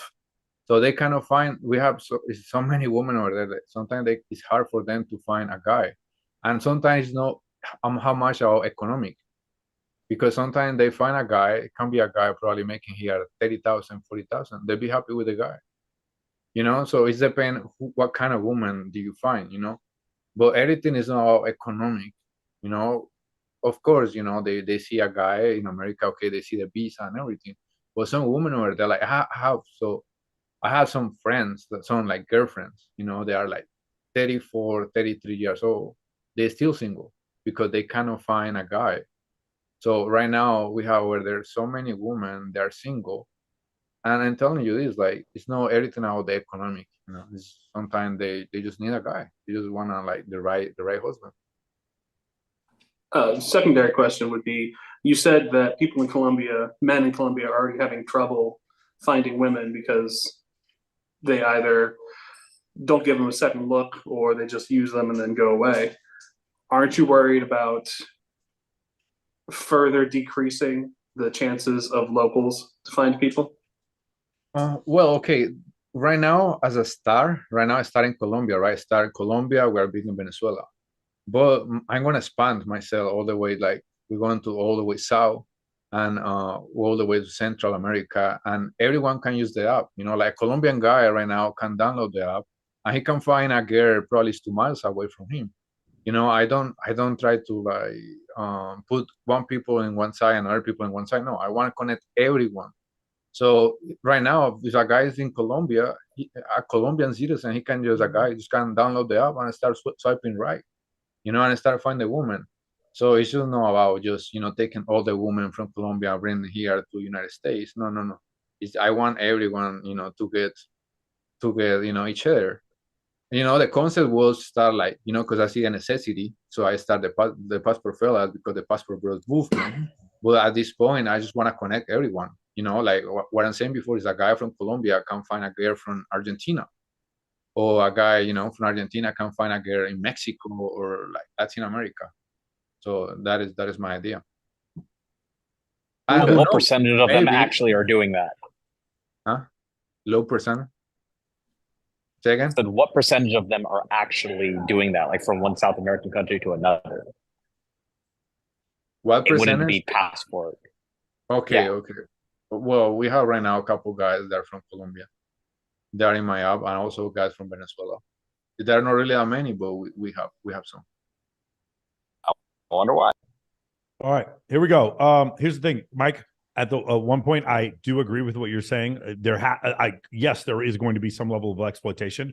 At the same time, I know women, Anglo women, blonde hair, blue-eyed women who live here in the United States, who make hundreds of thousands of dollars a year on OnlyFans and are still willing to feign a relationship for a man with money. Still in the United States. I know one girl right now who has a Maserati and literally like threw it all away. She was making a bunch of money on OF just so that she could steal someone else's husband, marry the guy so he would take care of her financially. So so both things are true, Mike. I do agree with you on the fucking exploitation thing. And at the same time, women in this country are doing the same thing. Women who have economic opportunity to do other things are still doing the same thing. So that's the issue. There's no entry level for exploitation. It just well, happens. it's not exploitation if they're the ones choosing to do it. That's the first thing. But the second thing is, I think in the case where there's economic disparity, like in Colombia, yes, the potential for exploitation is there. What I'm saying is, here in the United States, I don't think these women are being exploited. I think they have other options and are still choosing to be with men who provide for them. This is something, you know, learned in Dr. Buss's study, where he says women are 100% more, like twice as likely or twice as concerned with a man's ability to procure resources as a woman's. So like one of the things is interesting is that we say, well, I don't want this woman to like me for my money. I want this woman to like me for me. And there's this thing that we as men can't relate to because we don't feel it. And that is, I have seen women actually become attracted to men because of money. Listen to what I've said. Because some of you guys are not hearing what I said. What you're hearing is that I said that women are tolerating men with money and then fucking them because these men have money. That's not what I said. I know women who are actually physiologically vagina wet, stimulated by men because they have money. It was something I did not conceptualize until I started working at a strip club and women started explaining it to me. It is crazy, Mike. So if it is an honest attraction trigger, does that make it fake? Does that make it not real? I don't know. That being said, Mike, I do not encourage passport bros. However, I could see you getting to a certain level in your life where you've just completely given up and you just don't give a fuck. And all the self-help shit that I send you, you just don't want to hear it. You just don't want to work for it. And you go and do this to have a good time. I'm not going to shame you for that, but this is not what I would recommend. It's almost like using cocaine to get a girl to fuck you. Like, does it work? Hell yeah, it works. But I don't recommend it. I don't recommend it. It really does. Not to knock your app at all, Arturo, but it seems like prostitution with extra steps. I mean, he's in a country where prostitution is legal, so you know. From a moralistic standpoint, that would mean something different in like 17th century Italy, where all prostitution was legal, to where it does to after the Protestant Reformation. And in North America, most countries don't have legal prostitution. It's just different type of morality. For me, I do like the fact that prostitution is illegal because of the potential for exploitation. And at the same time, I can also see reasons why it could be legal, just because I know so many girls who want to do it of their own volition and have other options. So it's just, I was living in one of Germany those things. for 3 years, and they have a booming prostitution rate. It is Yeah. well regulated. It is safe. I never partook because it's just a little awkward for me. Yeah. Like I never was interested in that, but I agree with you too. There's a lot of exploitation potential, but there's also, if you do it as an industry, there's a lot more protections that are available. Yes. All right, here we go. Guys, I'm going to try to bang out through these questions real quick because we're already at 7 o'clock. Let's go to Radislav. What's your question? Hi, can you hear me? Yep. Awesome. So, Mike, I saw the story that you uploaded. What was it, yesterday? About the 800 applicants for the appointment setter and sales position. And you said something like MOA members will have priority. The reason my question is basically, I'm only a member of the free school server, but I already had an interview with Rashad. And my question is, does your story mean that my application will not be considered? Or No. does it? Everyone's application Rashad will considered. decide Rashad will Yeah. decide that. If you get through, you get through. If you don't, you don't. You'll hear from him. It's not Michael doesn't deal with any of this, like, logistically. That's all it is. Yeah, I have nothing to do with that. But yeah, no, it's not that. I'm just telling you, our best salespeople are people who finish the course. Okay. We've hired people who didn't finish the course, and there's definitely exceptions where some of them are fantastic, but most of the people of our top people, all of them had finished the course. That's the thing we're saying. So it's not just getting hired. Like, do you want to stay on? Well, you need it. The course is pretty important. That's why I would recommend 95% of the sales team was in the program at some point. Yeah, there you go. That's what I'm trying to say. It's not that yours won't be considered. It'll be considered. It's just the archetype of the person we're looking for is someone who takes like drastic action, so they would have bought the course. That's what we're looking for. Arcel, what's your question? Mike, something I want to say on that, because we've been getting this like on calls recently. Yeah. Sorry to interrupt, but it's important. Something I realize is just because we have so many applicants, but just limited spots. Just so you know, for guys who are watching this, whether you're on the call right now or are going to watch this call on YouTube, just know you guys are competing. I'm looking at some of the applications. Some of these guys that we're getting have taken the program and they have $1 million of sales experience. They have both. Some of the guys I see who are asking this, man, you guys have maybe like a couple $100,000 in sales and have not taken the program, right? You're shooting yourself in the foot, right? We've taken guys on the team who don't have less sales experience before, but they've already been in the program because we don't have to teach them the program. They know what they're selling. And we've taken Very, guys very on that haven't taken the program and they don't make it very long, and we end up having to remove them. That's the issue. That's why, I'm not trying to say this to sell the course. I'm telling you, like, literally, you're selling a course that has 114 modules in it. You should know the motherfucking modules. That's the problem. That's it. Okay. Understood. Cool. Sounds good. Yep. Awesome. Arcel, what's your question? Unmute yourself. Hey, Michael, can you hear me? Yep. Okay. I'm actually part of the Men of Action Free School Forum, and long story short, I didn't know what it is. Okay, so my bad. I'm actually at a hotel right now. They have a free Wi-Fi. Long story short, yeah, I actually messaged a girl on IG about inviting her to a nightclub, and she said she was coming, but then I checked up to see, hey, are you still confirming to come out to this event? And she said, hold on, give me a few hours. She never responded. And from what I got from the online course, from the forum, people were messaging me, just give it the idea of FOMO, fear of missing out. So by that idea, like, what do they mean by that? Fear of missing out on scores, like handling that situation. Yeah, so I'm just going to let you guys know this right now, and it's going to be hard for some of you to hear this. Women, if they think that they can do that, you can't do better than them, they're going to stand you up. Okay. What happens is when you're at, like, I personally, Arcel, I don't reconfirm with girls. I reconfirm one time and then I give them information. I don't ask if they're coming because they need to understand there's a million other girls coming and I don't give a fuck if they stand me up. If you have any other attitude than that, then they'll stand you up. The irony is the more girls that you get to come, the fewer girls that will then stand you up, which leads to more girls coming, which leads to even fewer girls standing you up. This is why the rich keep getting richer when it comes to social circle. Okay. So you asking the question about one girl already in the chat, you see John Henley, you should have messaged 1,000 girls. This shouldn't be an issue. 1,000. 4,000. That's what you should have done. Okay. With a very temperate invite to an event. And the invite is very short, 1 or 2 lines with lots of photos showing compliance and absolutely no sexual innuendo or intent whatsoever. No indication whatsoever that you find her attractive or that she's pretty or she has nice eyes or big boobs or anything like that. Absolutely. The invite you send her should be the same invite you would send to a guy. Exactly the same. Absolutely. She's allowed to come to this value offering event. She's allowed to come. And if she wants your attention, she's going to have to work for it. That's what you should need to be doing, Marcel. And I have a feeling that's not what you're doing because you're sitting there asking, you're saying like, are you still coming? Marcel, you know what happens when a woman stands me up? I don't know.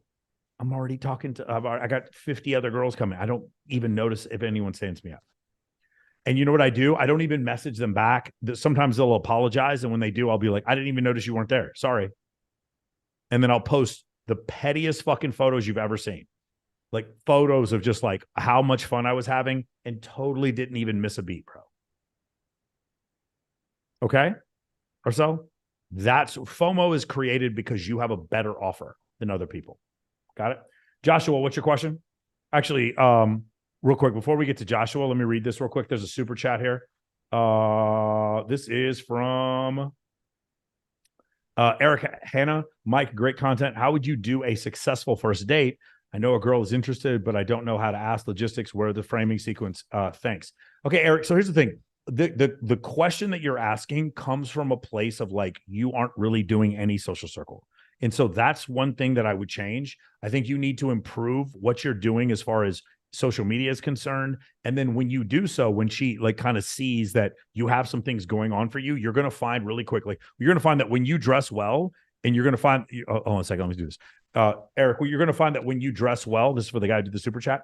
When you dress well, when you have a good physique, when your social media shows very many points of you having competency, relevancy, and access to scarce resources, you do that. And then you ask her out. You don't know to be creative. You don't have to worry about where to ask her out. If a girl likes you, you can take her to fucking Wendy's. You guys are trying to fix the interaction by taking her to a better place. If she likes you, you can take her to Wendy's. How do you get her to like you? You look at the attraction triggers. Are you triggering attraction? Are you dominant? Do you have game? Are you smooth when you're around? Do you understand these concepts? If you don't, you know why? It's because you're sitting there tripping over one girl. Did you invite 4,000 girls like I asked you? Did you build your list? No. If you don't understand these concepts, this is what we teach in Men of Action. Got it? Hope that helps, man. Joshua, let's get back to you. What's your question? And unmute yourself. Hey, so question for you, Mike, and also Arturo. Arturo, I would like Mike to answer this first and then Arturo. So let's say Passport Fellows is a success, and if a relationship takes place, is it more probable that the man moves to Colombia or the international demographic, or would the woman move to the US, and why? Which do you think would be more probable of occurring? A lot of women move into the US after they're using your app. Arturo. Hold on a second, Arturo. It looks like Arturo's not. Wait, is he here? I'm here. Yeah, I'm still here. Oh, what do you think about that question? I think everything depends because if a guy has a remote job, he can just go go straight to live in the country. In the country that, you know, it can go straight to live in Colombia or Venezuela. But if the guy, you know, have a job in here, you know, I gotta move the girl, you know, over here. So it's just everything depends on the situation of the guy. The other thing is you probably have to understand is like his app is not that old and he doesn't even have 5,000 users, so he's not going to know all that info yet. Mm-hmm. I was just based on your anecdotal evidence or previous experiences, I was curious which one you kind of have seen take place more often, because it's one thing to like go to Colombia and get married and start a life there, and it's another thing to kind of, you know, you go to this place because the women there have a different set of moralities and kind of traditional views, and then you bring her to America. Do you think those values or morals would change integrating that new person in your life into that society? I was kind of curious. Okay, yes, I see both ways. You know, I see both ways. I see when someone bring a girl over here, and the girl, you know, she's gonna, you know, be loyal to the guy. You know, she doesn't care how much the guy make and nothing about that. You know, she just wanna be with the guy, right? And I also see a girl that come here and, you know, like 6 months she's another girl. You know, so it depends. That's what I say. Whatever you find a woman, make sure you choose the right one. You know, so you gotta look for the red flags. So you bring the girl over here. It's a long process, and you know it's painful. So make sure you have the right one. And you can see this. You know, I my best bet is just see how the girl is tied with her family. If this girl is really tied with her family, it's gonna be a good possibility that, you know, she's gonna be a good girl. But if the girl is too independent, you might be very careful. You know. And again, this is my personal experience. What I'm saying right now doesn't mean what I'm saying is the whole truth. But I just tell you my experience right now, what I see with my eyes. Thank you so much. Yeah, no problem. Okay, let's go to Zach Idle. Zach, what's your question? And unmute yourself, Zach. Hey, Michael. So I got a question. I guess that's more about like the social issues related to Passport Bros. So every time I look at a Passport Bros video, or like I see the people freaking out, like it tends to be like it tends to be like, you know, black women. And so something that I've noticed is that like, so there's like been a old study from OK Cupid that Asian guys and black women tend to be like the lowest selected in like online dating polls. Like they kind of have like the biggest issues with dating success. And I kind of noticed No, if online, you go to online. Yeah. So yeah, online. Satoshi Kanazawa talks about this. It's actually, yeah, Asian men and African American women do get the fewest right swipes of different socioeconomic classes. Yes. And so something I've noticed in like is if you go like to the Asian masculinity subreddit, or if you go to like the Asian manosphere, like there's a tendency for like everyone to be kind of mad about race mixing. They'll just be like, we don't like that all the white guys are taking our women. And I kind of wonder if like that's a little bit of the same dynamic going on. Cause like my mom dated I think it was like an Omega, like I'm not sure what frat you were in, and then he was also a surgeon, and like a lot of women hated her for it, you know what I mean, because they're kind of like, oh, they're, you know, we don't have a lot of surgeons. So I kind of wonder if like now that you know like it's like these dudes can afford to fly out of the country, you know what I mean, do you think that part of the outrage over a Passport Bros has to kind of do with like socioeconomic issues at home? You asking me or you asking Arturo? I think both of you guys.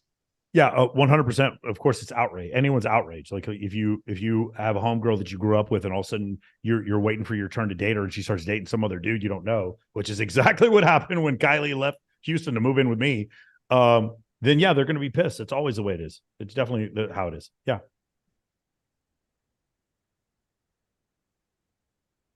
Makes sense, Zach? Yeah, I guess my question for the I think other that's dude part of too, it. Yeah, I think it's definitely part of it, but I mean, you know, it's whatever. Yeah, I mean, there's the actual issue going on, and then is there like something similar in those countries where there's like a bunch of pissed off dudes that are like, these past, like, if you like, have you guys noticed that? Arturo, are there a bunch of men in Colombia that are upset that these women are leaving with expats and moving to the United States? No? No. If we have any issues, because this has been long time ago. Like Colombian women, they always noticed for be beautiful. So in the past, like there are so many guys already going to Colombia, take Colombian women, I go to these countries, and we have over there we have so many women that it's not an issue right now. And also, you're going to Medellin, it's not just the local girls over there anymore.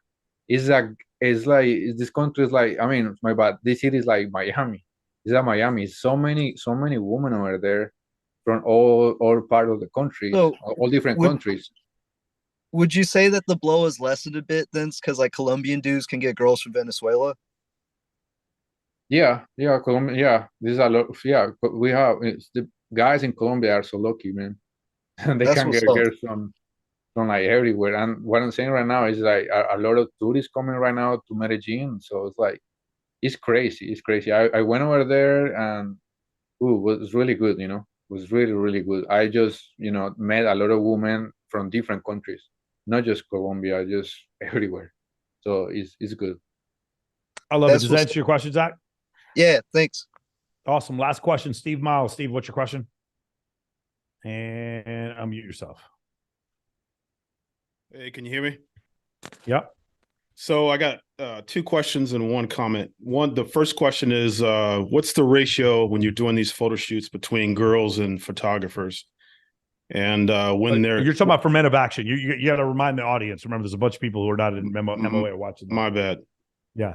So I don't mind 1-to-1 personally. Okay. I know a lot of people would prefer 2-to-1 or 3-to-2, something like that. You obviously don't want more photographers than girls, but if you have enough girls, like if it's 20 girls and 25 photographers, that's going to be problematic for the photographers for sure.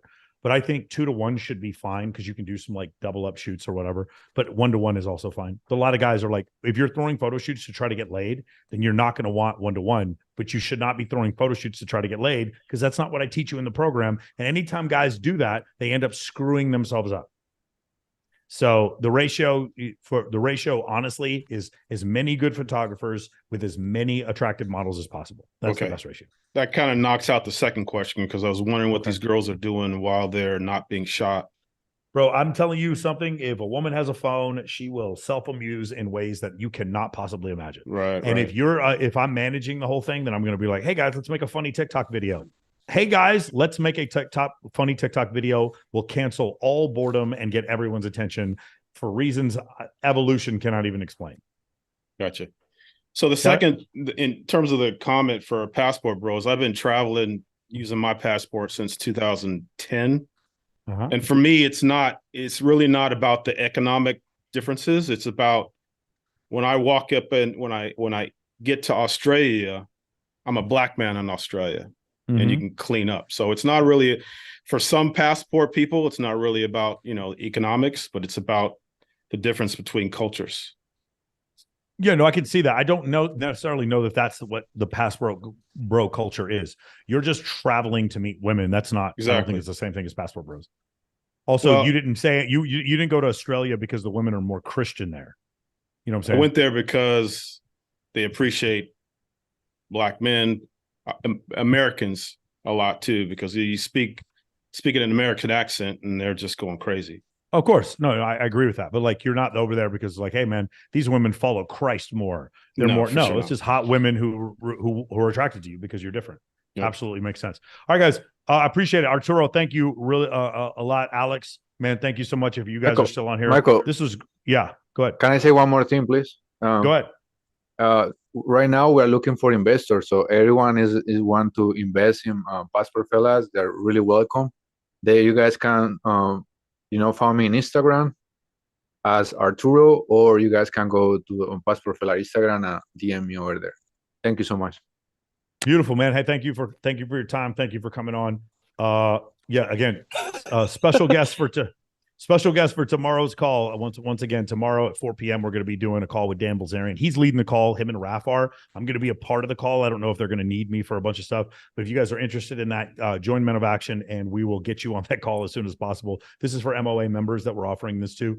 And then our call is going to be Wednesday, where we go over more in-depth stuff. For those of you who are not part of Men of Action, these calls on Monday, a lot of the guys in MOA aren't on them because we talk about very basic stuff here. More advanced stuff on Tuesday. And then for the guys who finish the course, they go into the super advanced stuff that we talk about on Thursday, which goes into like detailed evolutionary psychology and biology. That's the Thursday calls that we do for the people that are in the alumni group. So if you guys are interested, John Henley just put his link up there. There's his link for joining. You guys can talk to MOA Panama immersion. Hilarious. Hey man, thank you guys so much for joining us. We'll do this again in 2 weeks, I believe, unless something's different. I believe it's the 4th of December, I think. We have another special guest coming on then. I'm going to have Homath come on one of these live streams. We'll probably do like a dual live stream. Dude is awesome. I cannot, next to Dr. Buzz, this might be the one I'm most excited to do of all my podcast episodes. This one is going to be awesome. Also, remember tomorrow, after we finish the call with Bilzerian, I'm headed back to the studio and I'm doing an interview for a couple hours with Brandy Andrews. And Brandy Andrews is the girl you mentioned before, huge OnlyFans model, but her father murdered someone when she was a little kid. She was kidnapped. She went through a bunch of different trauma. It was really crazy stuff. Her baby's daddy was shot in the face several times. A lot of crazy stories. It was funny. She would tell these crazy stories, and then she would send me the news article and proving everything that she said was true. It was crazy. So she's going to be coming back on Tuesday. We're going to be talking about a couple of things, and I'm going to bring up probably some difficult questions. Is it going to be difficult for you filming Guy Girl OF for you to find someone to marry? And, she said previously, yeah, it is difficult for her. So these are questions that we're going to go over. And I think you guys will be interested in learning. Guys, we need to have empathy for people who don't see the world like us. Let's learn to try to understand why they are the way they are and not hate them because they don't see the world that we like the same way we do. But at the same time, let's stay in the fucking gym. Let's get our money right. Let's get our mind right. What books are we reading? How smart can we get? How good can we get at communicating? Let's still have empathy for other people who don't see the world that we do, like the way we do, but let's still get in the gym every day, okay? Both things can be true.